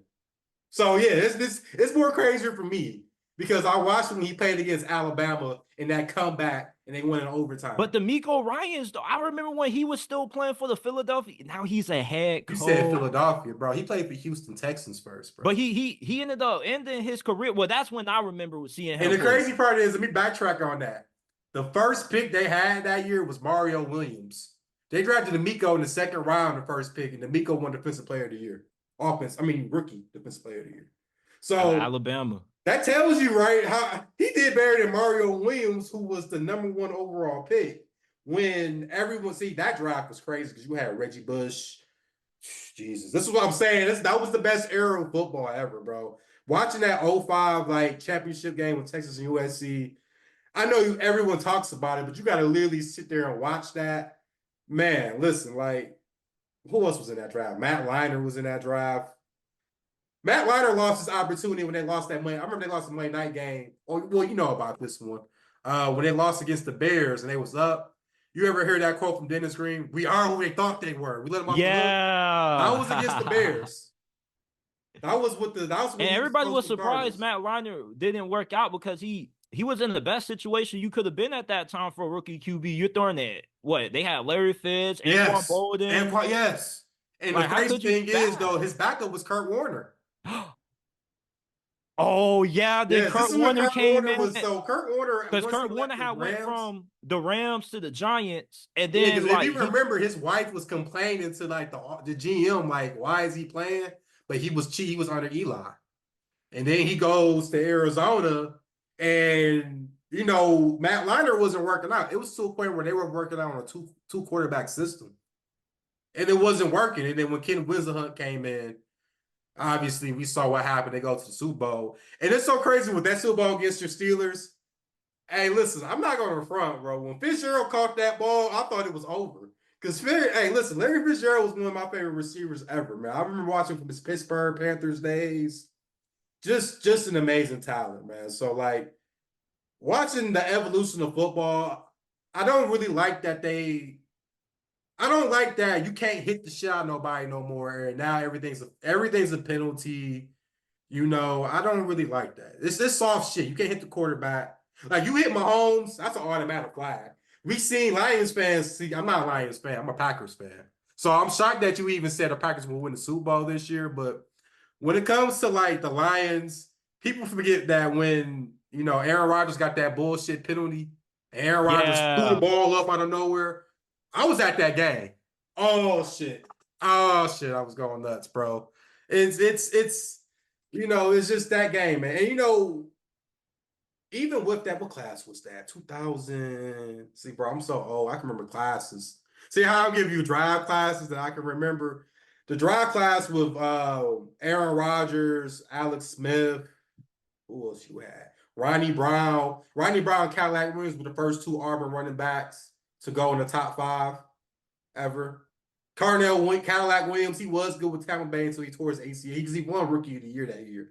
He tore his ACL 2 years in a row. That's when John Gruden was coaching Tampa. Then he was done. You had Braylon Edwards from Michigan. He was pretty productive. I mean, more of his Jets days. He got into that situation with LeBron's best friend in Cleveland, and they got rid of him real quickly. What happened? Pretty much some drunk shit. It's a long. Okay. So like I talk to Braylon Edwards every here and there. Like I actually do talk to him, but he doesn't want to talk about that shit. So I'm not gonna force him to talk about this shit, bro.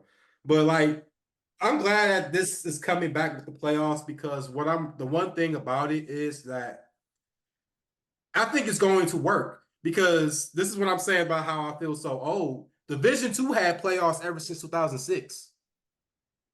Like they had 12-team playoffs in Division II. So, and App State when I was living in North Carolina, App State was the team. So when they played Michigan, I told people App State may beat Michigan, and everyone thought I was crazy. Then look what the hell happened. I think the problem with the 12-team college football playoffs is that you got auto bids, which are cool. The problem is that unlike the other models, you don't have a committee of people that pick the teams. You know, it's pretty much similar to the NFL. Like you got your at-large, you got your auto bids, teams that win their conference get home field, and then it goes by record. But with a committee, though, they hand select teams, and when you got people making decisions, you get a lot of inconsistency. And the only thing that has kept college football from being dominated by the SEC has been the 14 model because last year was the first time in over a decade we got a SEC list national champion.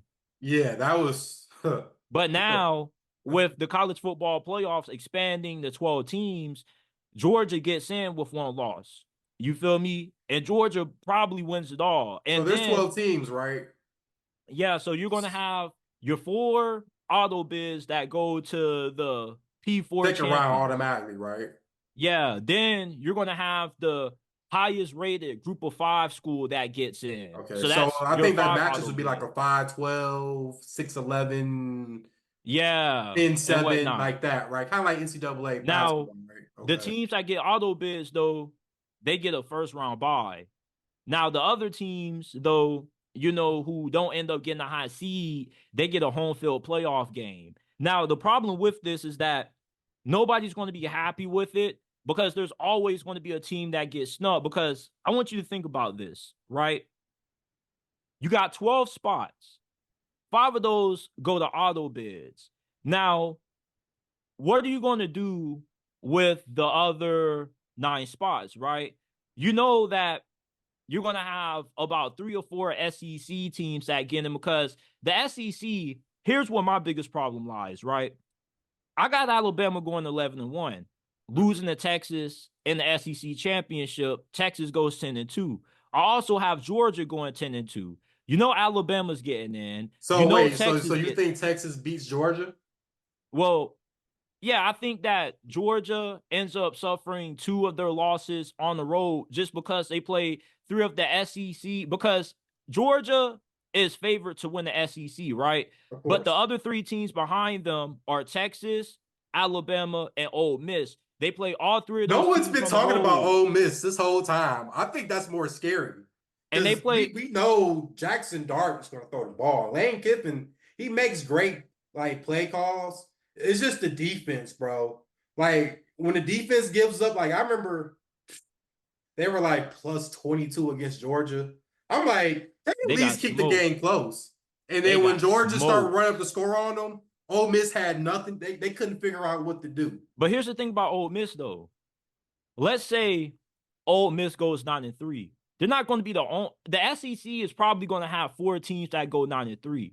So if Alabama's in at 11-1, Texas and Georgia in at 10-2, how many 9-3 teams are you going to put in? And what's going to be the criteria for why you select those 9-3 teams over the other 9-3 teams. So let's say Oklahoma, Ole Miss, Tennessee, and Missouri, all four of those squads are 9-3. You can't put all of those teams in because you still have to pick from the other at-large teams, because you could have a couple of teams in the Big Ten that have the same record. You know that either Ohio State and Michigan are going to get the auto bid, and whoever doesn't is going to end up getting, seeding there. So the Big Ten and the SEC are going to occupy the majority of the spots. And then, the at-large bids who they're going to pick on, where the controversy is going to be is the inconsistency and picking one team over the other, even though they have the same record. So why would you pick a 9-3 Oklahoma over a 9-3 Tennessee? Are you going to go off strength of record, strength of schedule? That's probably what you would have to do.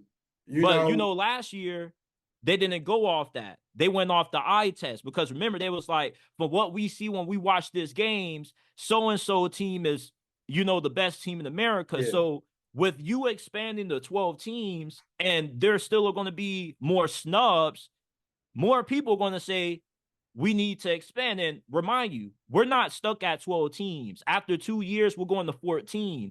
It will never be enough, because you're always going to have teams that deserve to get in. If you put in a 9-3 Tennessee over a 9-3 USC, people are going to be outraged by that. You feel me? Because USC is going to have a way better strength of schedule. So you're going to always have the people out there who are going to say, this isn't enough. We need to expand more. And eventually, we might get to a point where we just go full out Mike Leach and we just say, after regular season, 64-team college football playoff, baby, FBS style. I don't know about 64, man. Maybe like 32, something like that. But I agree, because this is what money rules the world, bro. Which is why we don't have, which I also realize why the play clock is the way it is now, where like it doesn't stop at first downs no more than 2 minutes. Because they try to cut commercials. The reason why they got expanded to 12 teams was because all the sponsors, right? Think about it. You may be playing at the Rose Bowl. You might be playing at the Sugar Bowl. You might be playing at this spot, and it's sponsored by somebody big. Plus, they think expanding. Another reason for why people want expansion is because they want more teams that don't get a chance that have opportunity. But what they fail to realize is that all you did was make it more easier for the teams that have continued to dominate the sport, because everybody thinks every year we have a Boise State from 2011, which isn't true. You want to feel old? Kind of feel old one more time? Kind of feel old one more time? You said 2011 Boise State. You know who that quarterback was, right? Kellen Moore. And that's the guy I was looking for to show. Yes. I remember watching him play when they upset Virginia Tech. And it was at the Blacksburg. Redskins. The Redskins, well, I still call them the Redskins, but it was at their field. So, like Boise State, you're right. They have always been consistent. I remember the Statue of Liberty play when they played against Oklahoma and Adrian Peterson. Then the next year on NCAA football 08, yes, I'm bringing it back to the old school days. They have a Statue of Liberty play, which that's why I don't play the new game, bro. The new college football game is so terrible. Yeah, it's kind of whack. But imagine everybody thinks that you can get a 2020 Cincinnati. That's the best G5 school in college football history. You're right. Because they had 8-9 guys off that team that went to the NFL, and they didn't get blown out by Alabama like how people thought. Like Cincinnati, first half, I think they were only down by 3 points. They gave Bryce Young a run for his money. Bryce Young was accurate. Yeah, like they had Sauce Gardner, Kobe Bryant. Because Sauce Gardner locked up Jamison Williams. Williams wasn't doing all of that stuff like he normally was doing. Even against Georgia before he tore his ACL, he wasn't doing that on Sauce Gardner. But you know how you get to that point? You recruit guys, you develop them, and once they get to their junior, senior year, they're at, their full potential. But now you won't find 2 more Cincinnati, Boise States anymore, because anytime you have a high-level player at a G5, guess where they're going? Transfer portal, getting more money. The second thing is that NIL has done nothing but further expose the gap between the G4 and the Power 5. So you don't have resources. You don't have the financial backing. You're never going to have a team remotely close enough to give, one of the Big Ten SEC schools a run for their money. Now, if you get ACC versus a Group of 4 team or a G5 team, those could be closer. But here's the thing, though. Let's say FSU, who doesn't have a tough schedule this year, they go 10-2, right? The situation that the 12-team playoff is going to create is going to be way more outrageous than what we saw last year with FSU getting left out despite being an undefeated Power 5 champion over Alabama. You I want to know thought why? Georgia should have made it still. But With this the is what's going to loss. make it more outrageous. 11-1 team might get passed over for a 9-3 SEC team because of the strength of schedule. Yeah. And the thing with the SEC is that the reason why I never cared about the SEC scheduling weak teams out of conference is that it's always been so stacked in terms of depth. You always have great teams in the SEC. So with how deep the SEC always is, there's no reason if you're Alabama to schedule an out-of-conference game with a Michigan or FSU because you don't need to, because the SEC is already stacked with great teams. Yeah, so that's why more for risk? like the opposing team. Like Exactly. Michigan, they need Texas because I think, like I said, I think it makes them see how their team is going to be. And And their I'm conference not ain't as saying deep. Texas will lose, but your defense, you lost your 2 best All-American defensive tackles. Michigan still can run the rock. That's just what I'm going to wonder. It's just their defense is still intact. A couple players left, but I mean, that's a tough game for Texas. That's why I know I see them around 10.5 wins. I think 10-2 is really realistic. But I how think they would play you? South Carolina this year, do they? Who? Texas. No, they don't. I Oh, don't think see, so. so they don't even play half the teams that I think, because I think South Carolina could be a team that can actually make some noise too. I'm not saying they go crazy, but I mean, at I got least them win going 8 7. games. But how would you feel if FSU, who went 10-2 or 11-1 this year, got left out again for a 9-3 Tennessee or a 9-3 Oklahoma or a 9-3 Ole Miss? How would that make you feel? I don't know. I never thought of it that way because I think it depends on the ACC this year. If Clemson at least in the top 25, Miami's the top 25. When you beat those teams, are they in the top 25? The one thing I always said, and I piggyback about how bad Michigan was. As much as Ohio State was dominating Michigan, Ohio State needed Michigan to be good again because it took them until that controversy play when it was a 4th and 1 and they stopped them. That year when Chris Samuel scored a game with a touchdown and they made him play Clemson in the playoffs. But, you need teams like that can match up. I'm not saying they have to be top 10 teams, but if, You want to know what Florida else? State beats Clemson, if they beat Miami and they're both top 25 teams and they lose to, well, I don't know who they would lose to, but, you got to consider that. You know Because how if else? Tennessee loses to North Carolina State, like you're saying, now that's a But what bad if they loss, beat unless Georgia North at Carolina home? State's top 20. But what if they beat Georgia at home late in the season? What if they got a quality win against Ole Miss? It's Yeah, like but they got that makes a sense worse though. record, but they got a stronger strength of wins. And here's something else: the 12-team college football playoffs, what it's going to do is going to minimize the importance of rivalry games. What makes the game such the spectacle that it is because of the stakes that have come with it.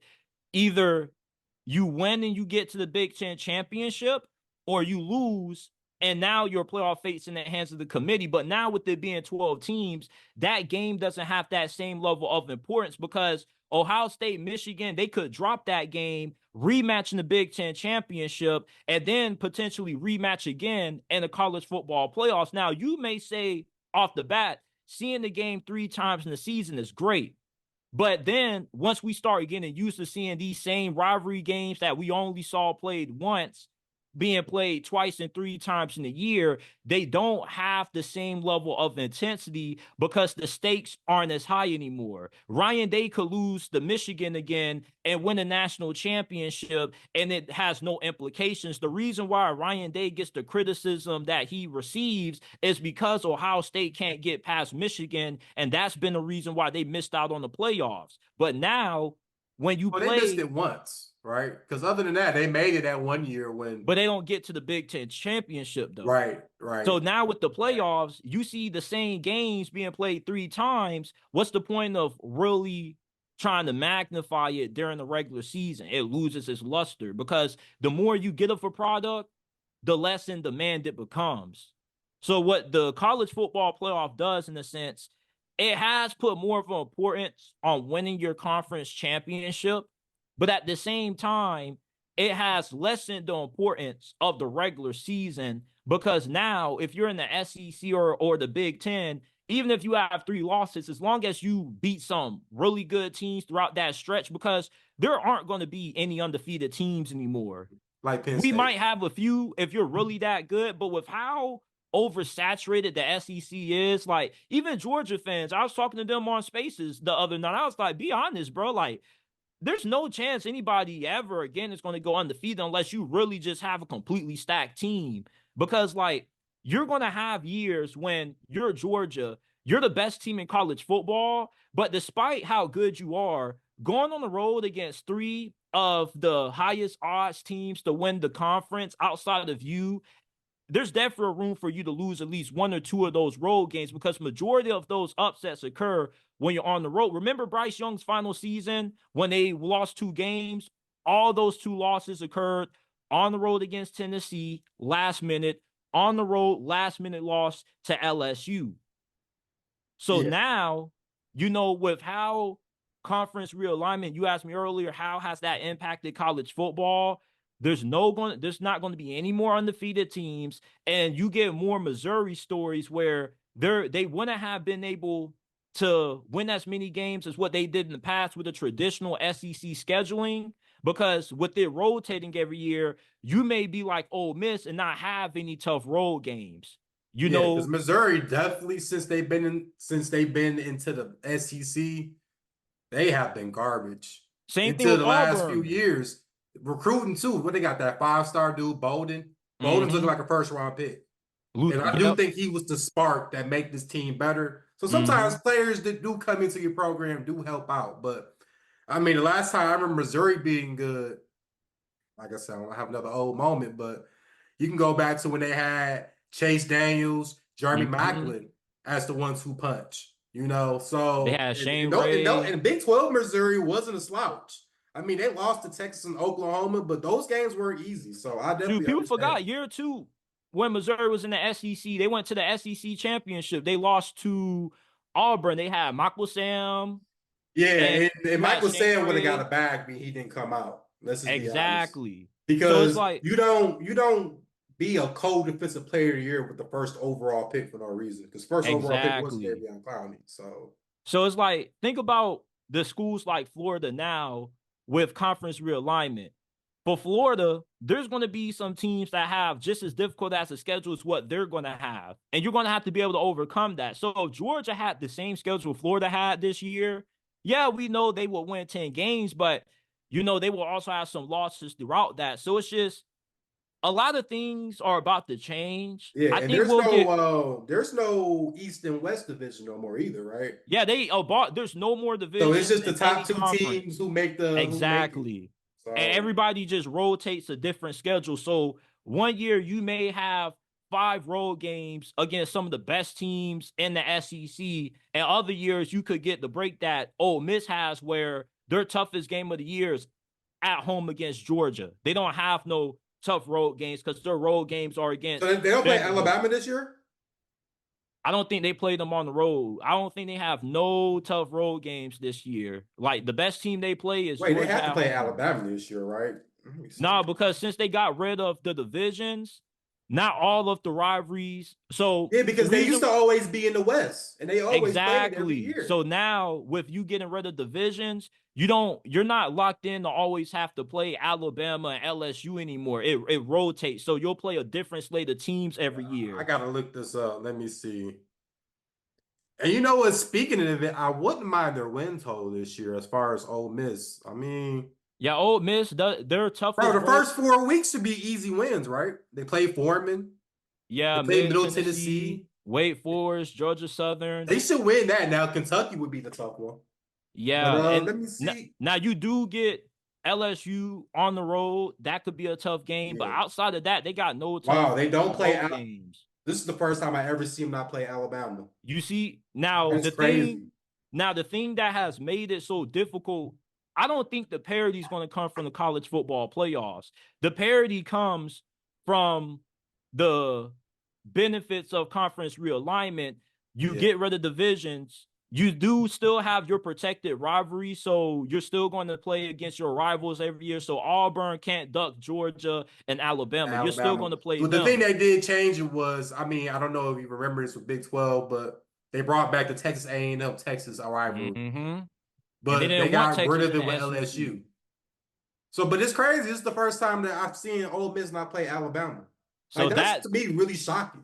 and this is the reason why teams like Ole Miss who couldn't be able to get over the hump in the past can get over it now because if you have a favorable schedule where you avoid some of the best teams and you get to host Georgia at home, that increases your chances of being the first team in program history under Lane Kiffin to win the SEC conference. Now, unfortunately, you could be put in a situation like Florida, where, unlike Ole Miss, you benefited from having the easy schedule this year, but Florida's going on the road playing Texas, Yeah. Alabama, Yeah. And that's potentially. all You feel after me? they played Georgia at Jacksonville, right? Mm-hmm. The back end of So, the season, bro. That's why I don't know if they make it. and next year, the roles could reverse. Next year, Florida could have a new coach, have an easy schedule, and win the conference because of that, because they had a lot of their toughest games at home. Meanwhile, Ole Miss could drop off, make it Right. to the playoffs this year, go 8-4 next year because they lose so much, and they got a way difficult schedule. Now, instead of having Georgia being your toughest game at home, LSU being your toughest road game, you may have 4 road games where you're going on the road against Alabama, Georgia, Texas. You feel me? So Ooh. it's all about. I'm getting, bro, that's even making me hot thinking of that. Like, what? So, like, that's how you're going to get your parity because you're going to have certain teams like Missouri that benefit from not having to play a tough schedule, going on the road to play any tough games. Yeah, and their toughest But, game last season was LSU, right? mm-hmm, Oh, and let me tell you about the fuckery with that game. I didn't bet that game, but I'm always like watching games, man. Like if I see a spread, I think they were like 8.5. And then like what's his name? Brady Cook throws that mm-hmm. fluky ass And pass and it's it goes yeah, pick I don't like six. Brady They Cook. LSU covered in seconds because of that game. They won that game. Yeah. The LSU Ole Miss game was even more absurd. I remember first play, Jaden Daniels gets hit stick. It's a scoop six fumble return. Yeah. So what do you think about LSU? Because like I think this year will be a down year because and Brady and Brian Kelly, listen, Brian Kelly, he started in Central Michigan. I don't know if you knew about this. So his recruiting, the reason why I say like you gotta always go back to your roots in recruiting, because he got the one quarterback for next year, Bryce Underwood, and he is in Yeah. Belleville. So Belleville is maybe about 20, 30 minutes away from me. And he's already been to 2 back-to-back state championship games, 1-1. Yeah. He went as a freshman, went as a sophomore, and I think he's about to declassify to be like so he can get there Yeah. earlier. Yeah. So Brian Kelly he committed to LSU. It was between LSU and Colorado, and he picked LSU. Yeah. But I think LSU is going to probably give him the start right away too, though. However, Mm-hmm. so the first game they play is USC, and it's in a neutral site game at Vegas. I think that will. I don't know. That game is kind of crazy to me. What do you think about that one as far as a week 1 game? It's a must win for both of these teams, because we kind of feel the same way about each of them. You know, LSU, people think they're a little overrated. Brian Kelly used to be viewed as the top dog in the SEC, but now with there being so many great coaches, you know, he has a lot to prove this year. You know, 9, 10 wins isn't good enough. They expect natties there. And they both have the same biggest questions. We know they can put up points on offense. The defense is going to be the biggest concern. And they both got new defensive staffs that are really good. LSU got the defensive coordinator, Blake Baker from Missouri. USC got UCLA's defensive coordinator, DeAnthony Lynn, who is the son of DeAnthony Lynn. So, Oh, Anthony Lynn. yeah. Now, the thing with DeAnthony Lynn, though, is that in 1 year, he took UCLA's defense from being the worst in the Pac-12 to the best in the Pac-12. He got Latu drafted in the first round, disciplined team. A lot of the guys from UCLA that were his starters follow him to USC. So if he can rekindle the magic that he did at UCLA, at USC, not only could USC win 10 games, but they got a really good shot to win the Big Ten. But you can also say the same thing with LSU. If their defense improves with how good we know their offense is going to be, they got another superstar wide receiver, Kyron Lacey, who will be a first-round pick. Man, You know, they got the that's top 10 receiver offensive you. line. Yeah, Receiver like, you, bro. That is definitely receiver you. You talk about Malik Neighbors, and I since it's LSU, we might as well talk about that a little bit. This guy was doing it on the Lions joint practices. He was doing it to his teammates the way he is. From what you're saying about Neighbors, I can see it. Because this guy is, and I think Brian Thomas would do something good with Jacksonville. So I think both receivers from LSU would be pretty good. and the thing with this game is that it sets the tone for the season. Whoever wins, you feel great about their chances to live up to their ceiling. Whoever loses, though, it's way more pressure on the losing head coach. And Brian Kelly, he has more pressure to win this game than Lincoln Riley because of his bad track record in these kinds of week one matchups. And it's not that, too. It's like Lincoln Riley, even in Oklahoma, never had a defense. But it was the defensive court. You see, it's not a Lincoln Riley doesn't know defense problem because he has been attached to the same defensive coordinator his whole entire career. Alex Grinch's defense was what you expect out of a Big 12 defense. We want to be small so we can be faster. He wanted to treat every play like the blitz. But you see, the problem with that is now with you moving to a different conference, you can't afford to be smarter, like what you were saying with Rich Rod when he was at Michigan. That's why when they fired him, Lincoln Riley knew that not only did they have to change schematically, but his players had to change from a weight room standpoint. They had to be more bigger, more physical. So everybody on USC's defensive line has gained the combined total of over 400 pounds combined. Yeah, You know, small they're ball putting doesn't work in big tier conferences, man. Like, And speaking of Rich Rod, he's in Jacksonville State. So, and it's the same scenario. They'll score 100 points, but they can give up 100 points. I mean, it's the same scenario with them every time, man. I got a bet against them week one with Coastal Carolina. I like Basco as a quarterback for Coastal Carolina. I picked them against Jacksonville State. Last year I picked Jacksonville State to win week one because that was their first game in Division One. That's my mindset, but with I love group. I love the small conferences, man. And when I tell you how I keep showing my age, like I remember watching D'Angelo Williams in the Conference USA at Memphis before he was in the Carolina Panthers. You watch these guys, man. Like I'm always into the small ball because I mean it's easy to know the ACC, SEC. I Like, remember I listen, when I remember grew Teddy up in North Bridgewater when Carolina he as was a at kid, Louisville, when it was in the AAC and they yeah. beat See, Florida. the AAC is replacing the Big East. So the reason why there's no Big East is because Big East in reality is more of basketball and it's Catholic schools. So their enrollment is a little more different, which is why Connecticut, you see them in football is independent. They're not but in the Big East in basketball, that's where they're in. So Big East, I guess we talk about Big East football back then. And the Man, American got greatly like diminished from what it could have been if you didn't have conference realignment. Because if you would have kept Cincy, UCF and all of their good schools there, that legitimately could have been a better Is conference. UCF independent? Nah, they're in the Big 12 now, but they Oh, also lost. UCF, my bad. I thought you was talking about South Florida for some reason.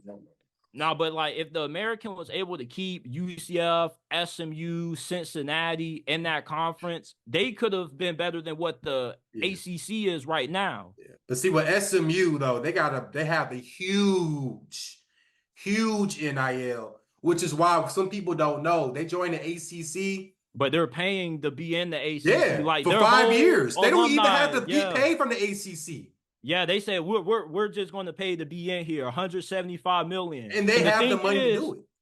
And the thing is, let's say when Florida State and Clemson leave the ACC, SMU can leave it too.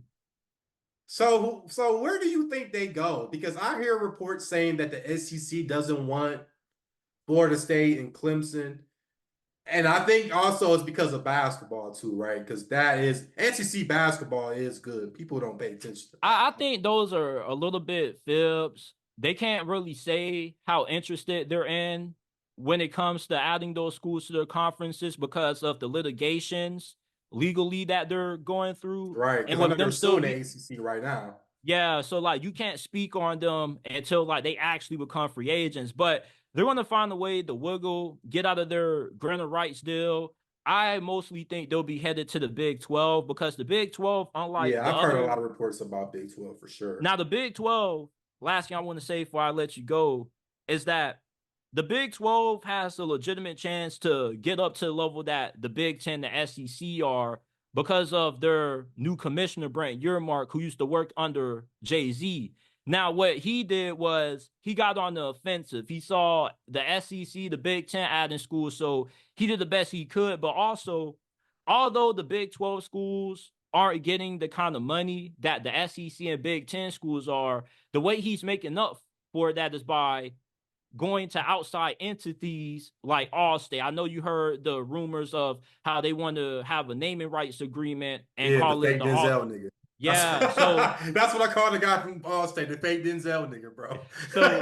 so like Allstate will pay for the naming rights, Big 12 by Allstate, Yeah, and see, and that money will be used along with the TV money, and it will give those schools more revenue that they will split up, which is how they will close the gap in revenue that they wouldn't make if they were in the SEC or the Big 10. It's not all reliant on the television deal. You see, the television deal that the SEC and the Big 10 have is pretty much worth over $1 billion, and they're splitting that together. Now, the Big 12's TV deal is nowhere as large as that. But the way that they can make up for that is by, having these sponsors with Allstate to right. keep having money flowing in, which all those schools get, and they divide it up amongst each other, which is how they'll be able to make the same as the SEC. Because the SEC doesn't need to do these naming rights agreements because, they're already making so much from their TV. But they have one thing under their belt now. They have Disney. They have ESPN. They have ABC now. And I do think that's different because now that Big Ten is CBS, that did kind of like throw it off. So now that you got ABC is going to be doing a lot of the SEC games, and Big 12 is still doing Fox, right? They're still on Fox The too, right? the Big 12 is kind of like, I think the Big 12 is It's ESPN. ESPN, Yeah, Fox, ESPN Plus, ESPN Plus. ESPN Plus. Yeah, like there are Big 10 games, there's Big 12 games you have to watch last year that were ESPN Plus only. That's the Outrageous. only time I actually even watch ESPN Plus is definitely college basketball, football. But I That's thought how Big they 12, get you. That's how they get you. absolutely. But I thought Big 12 was also helping out with Fox because was Cincinnati and Oklahoma Fox? Like I know Fox Well, is Big 12 also. I mean Big 10. But I think now that Dion, because remember man, they was promoting Dion so much.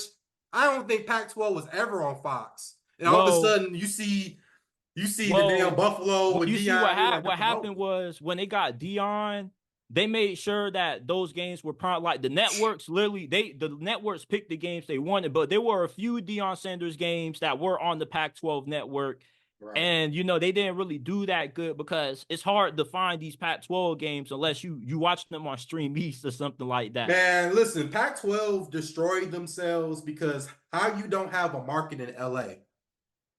That right there was the downfall. They You could could have have had still kept Texas. USC. They could have got Texas and Oklahoma before anybody, but Man, they I didn't. remember that. So listen, you said that. I remember they were talking about doing Texas and Oklahoma back when I was in high school. They was about to call like the Mega 16. It was supposed to Mhm. be Oklahoma, Texas, a couple other teams going to the Pac-12, and they But the were going to call problem, it the Mega 16. but the problem was that Texas had something called the Longhorn Network, and Yeah. people didn't like that. So the Pac-12 just like, yeah, we Now good you off that. realize, did you ever so the one thing I did find kind of fascinating about that network was the last day of it existing. They threw on the Natty game, the '05 Natty game, and it had a ticker of like the time before it goes, and right after the game, it just vanished, bro. So I'm about to let you go in a minute, but let's talk a couple minutes. Two games tonight, preseason football, Carolina, New England. Carolina, nobody's playing as a starters. That's already a Really red flag to disappointing. me because there's a new system and nobody's playing. Mhm. Second game, we got Giants and Lions, which we get to see Hendon Hooker for the first time in the Oh, NFL uniform. you know why we tuning in for these games, man. We want to see Drake May, we want to see Money Hendon, and I want to see Malik Neighbors. Absolutely, man. It should be interesting, man. Week one, I have the Patriots +9. I have against Cincinnati, and I'm just kind of Cincinnati just starts so slow every season to me, and I don't really know. We don't really know how. I think I heard you say Bengals may win it all as far as the North.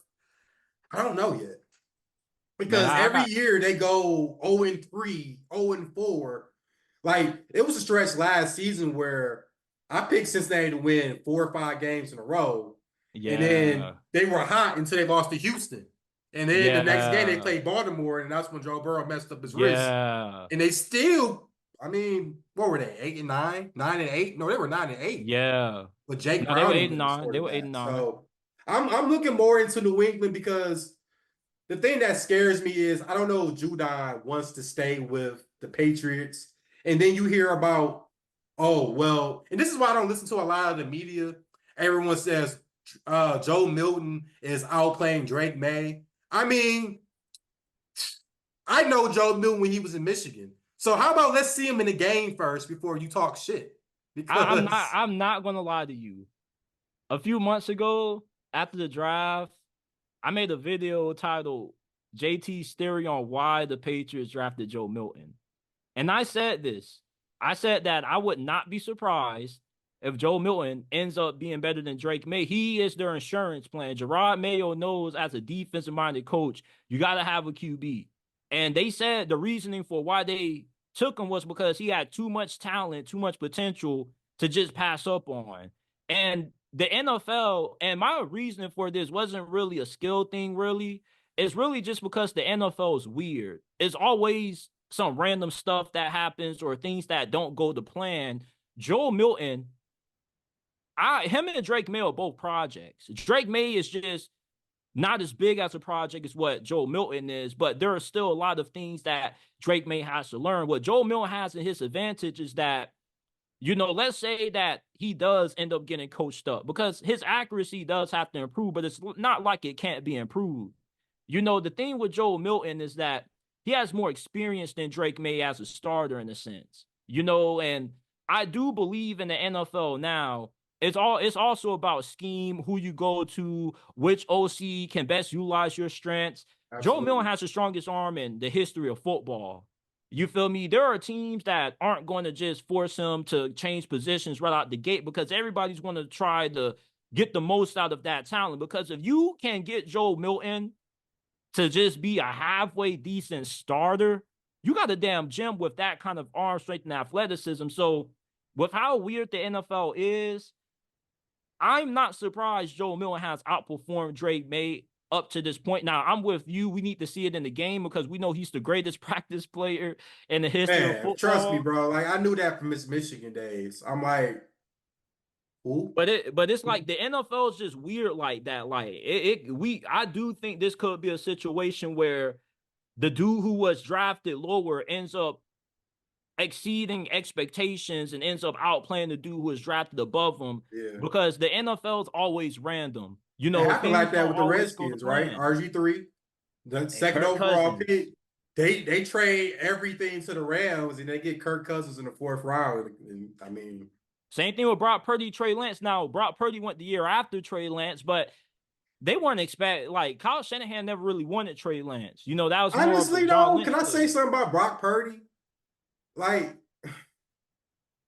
I'm maybe I am a subpar hater to him, bro. Not like that, but like I watched his Iowa State games and I he loved just him. was average. He wasn't like to me. And I know you're looking at me like, what the hell? But when I watch him against Iowa, who is an NFL caliber defense, oh, he was getting fucked up. But what was Iowa State before Brock Purdy got there?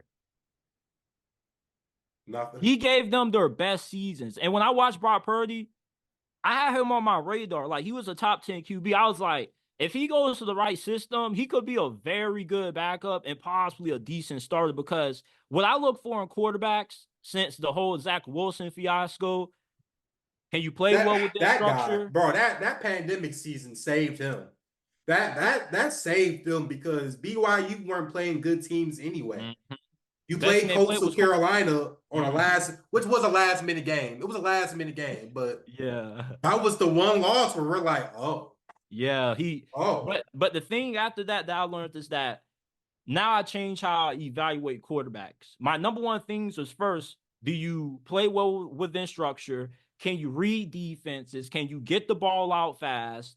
You know, how well do you process? Are you accurate? Do you already have the tangibles? If you have that, I'm normally going to be a little bit more biased towards you versus the dudes who more projects. The only dude who I kind of changed my criteria for was Anthony Richardson that because is the the end of biggest. Like he has like the biggest untapped potential because and the it's thing like and the the little amount that we got. And I'm gonna tell you about like what like these young cats nowadays. The one thing that even Aaron Rodgers said, these quarterbacks who can run and all that, they didn't learn how to slide. Because that protect game against themselves. Houston, he went crazy, and then he got a concussion because he couldn't take a hit the right way. You know, it's just certain things like that, man. It's just like you see Kyler Murray with that baseball mentality. He slides. Russell Wilson used to slide. I mean, Mahomes does it. Quarterbacks like that, you need to have instincts. Oh shit, I might get my ass laid out. Let me go ahead and But slide. at the same time, when you 6'5", 255 pounds, running 4'4", you're Derrick Henry at Yeah, but I QB. mean, look what happened to Cam Newton. That weird. Well, I always said what happened with Cam Newton was when he got into that car accident when his truck flipped over and had that surgery. Yeah. He That was to me never is the when I think same. started it. And he Yeah. still had that hell of a Plus, they were season. Then using him after like a running that, back.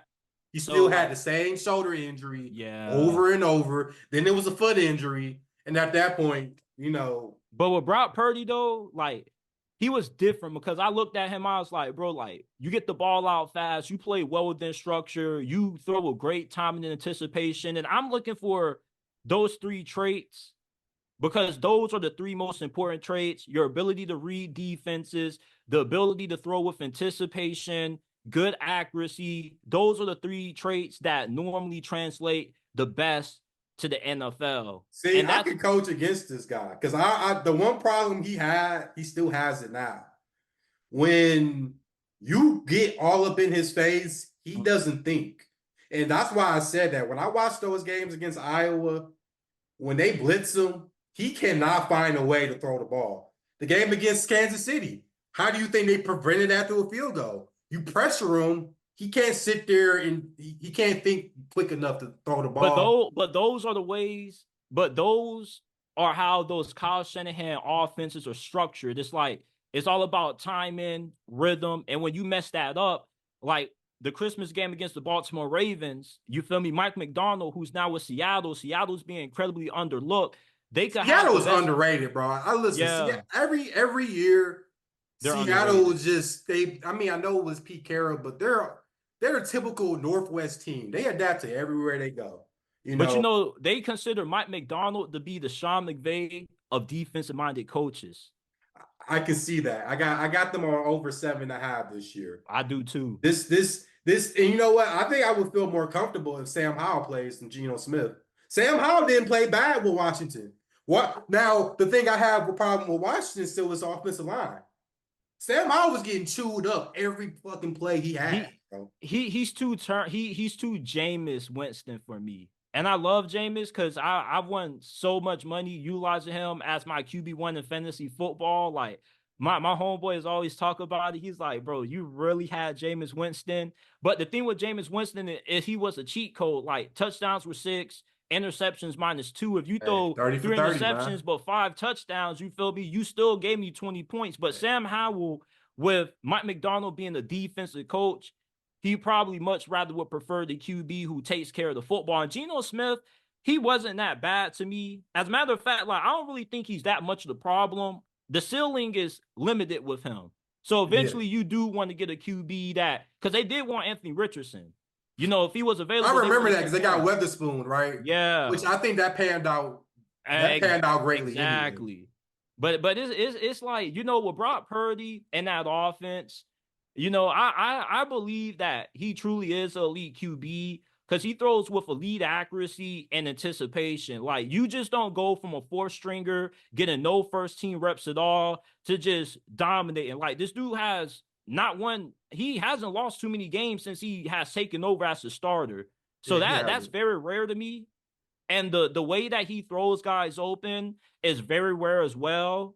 It's just that what I think people overlook about Brock Purdy is they confuse potential to where somebody was drafted instead of just assessing the player for just the player and not where they were drafted at. Because if he was a 1st-round pick, nobody would be talking about him the way that they do. And what has me so encouraged about Brock Purdy is that last year was his rookie season pretty much. That was his first full year being a starter. First full year, right. He's going in. He's already been to the conference championship twice. And who knows what would have happened if he stayed healthy against Philadelphia. Imagine what he could do his 3rd season now. His 2nd full-time season starting. Well, I have concerns because they're already talking about Christian McCaffrey's not playing out on the preseason because he has a strained calf. With the same calf injury he's been having since Carolina days. The Madden curse. But listen, I said that about Josh Allen too until he had a hell of a comeback all the way to the end of the season. I said the same thing about that. Anytime you're in the Kyle Shanahan scheme, any running back they put there is going to give you good production. But CMC is on a different level, though. Do you know why? So you saying Shanahan. Do you remember Mike Shanahan? Yeah. So let's take it back to Denver Broncos Shanahan. Yeah, Terrell Davis. The last so I know you saw it on my story. The last 1,500 rusher they had was Clinton Portis. Mm-hmm. But they used to plug in running backs like because they do that zone blocking. So they had this guy named bro, I forgot this guy's name, bro. It was like Quentin something. Bro, he had like this is when ESPN used to do the Sunday Night Football games. This is how I'm telling you, I'm so old to remember this shit. Hence 2K5, that was Sunday Night Football type thing. So bro, they used to have like 3-4 Ruben Drones. Bro, they had like running backs that like you don't even know about, but they were still having like productive games. We're talking about 120-yard games, 2 touchdowns. I mean, the zone blocking is what makes that system so great. So why McCaffrey, who honestly, I like Christian McCaffrey, but I thought Tyreek Hill should have won Offensive Player of the Year. But because he you know, he didn't play a couple games, that affected him. But you know, I have questions with San Fran because I think this defense is getting soft. And I think that the playoffs showed it. You know, the Packers were smash mouth against them. The Lions, until Dan Campbell gave up the game, was smash mouth with them. And Kansas City, when they needed to, they grinded it out with Pacheco. And then, you know, obviously, what was it? Was it a play action fake for the game-winning touchdown? So, I mean, they've been, I don't know. Like, Bosa, you know, Bosa shows up, but man, he's kind of been the problem. Like, he's kind of been a little, ever since they paid him, he's kind of been a little bit ghost. Like, yeah, and then they traded for Chase Young, who didn't do shit. Yeah, like that. Man, I thought he was gonna go Then you look at the crazy. offensive line. Yes, I like Trent Williams, but after Trent Williams, who else is Yeah, there? they do got some concerns there. Yeah. And like that's how. And now this contract with Ayuk, it's a mess. It's a mess, and it's like I said. Now we got John Lynch at the GM. I remember him smashing heads in Tampa Bay, in Number Denver. 47. Man, White boy come DB. on, man. Commentator, GM. So I mean, like, and he admit that he messed up on Trey Lance. I give him that because some GMs don't even say that. Hey, But one thing about Mike Tomlin I respect is that, once they went up to Kenny Pickett, because I never was a fan of Kenny Pickett. I oh, wanted that was Malik a horrible Willis. draft for quarterbacks. But like I respect Mike Tomlin because he went up to Kenny Pickett. He was like, "Hey, bro, we about to bring in some competition." Kenny Pickett was like, "Nah, I ain't okay with that. I ain't trying to compete." Trade that boy to Philadelphia. Trade I with was like, Philly to that be was the quick. backup, man. That was quick. It's just crazy because like even like me being here in Detroit, seeing like what the GM has been doing. I remember like now the reason why I stopped being a Lions fan was Matt fucking Millen. And if you look at Matt Millen's track record, I think the only guy was Calvin Johnson that's been relevant. Mhm. He drafted Joey Harrington. I don't even think you know what Joey Harrington is. Oh, the quarterback. Justin Oregon. Herbert's role model. Yes, Joey fucking Harrington, bro. This dude ended up having an irregular heartbeat to the point that he wasn't shit. And I remember it was a Thanksgiving game when we played Miami. They played the Lions. He beat them. So that tells you the Lions was just always like they drafted a receiver. They drafted Mike Williams, which if you remember I don't think you know about Mike Williams. Mike Williams was a 6'5" receiver from USC USC. with Yeah, I Matt remember him Leinart. off Madden. Yeah, he used to be Yep, he nice. didn't play because he was too young, kind of like Maurice Corrett, which Maurice Corrett is the reason why I pay attention to Ohio State. Him and Chris Gamble, which everyone talks about Travis Hunter, but Chris Gamble was the first original one. He was playing receiver, And Charles corner. Woodson.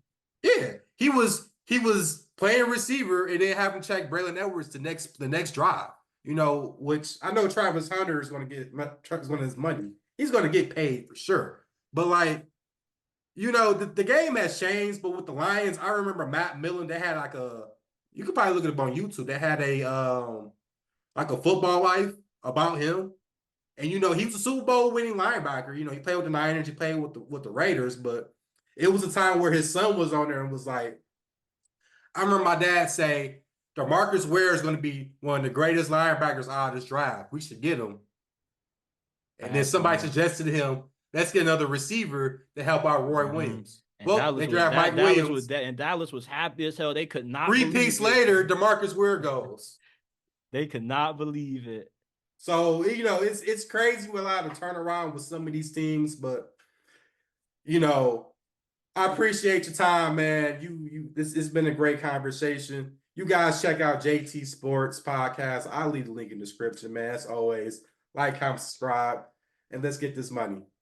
Absolutely. Anything you want to say, man? Any shout outs, anything, man? The floor is yours, brother. Man, make sure y'all go rate the JT Sports Podcast, Apple, Spotify, all podcasting platforms, 5 stars. Subscribe to JT Sports on YouTube. And I appreciate you having me on, man. Yeah, anytime when you need me on during the season, I'm all down for it. Absolutely. Just like that, out.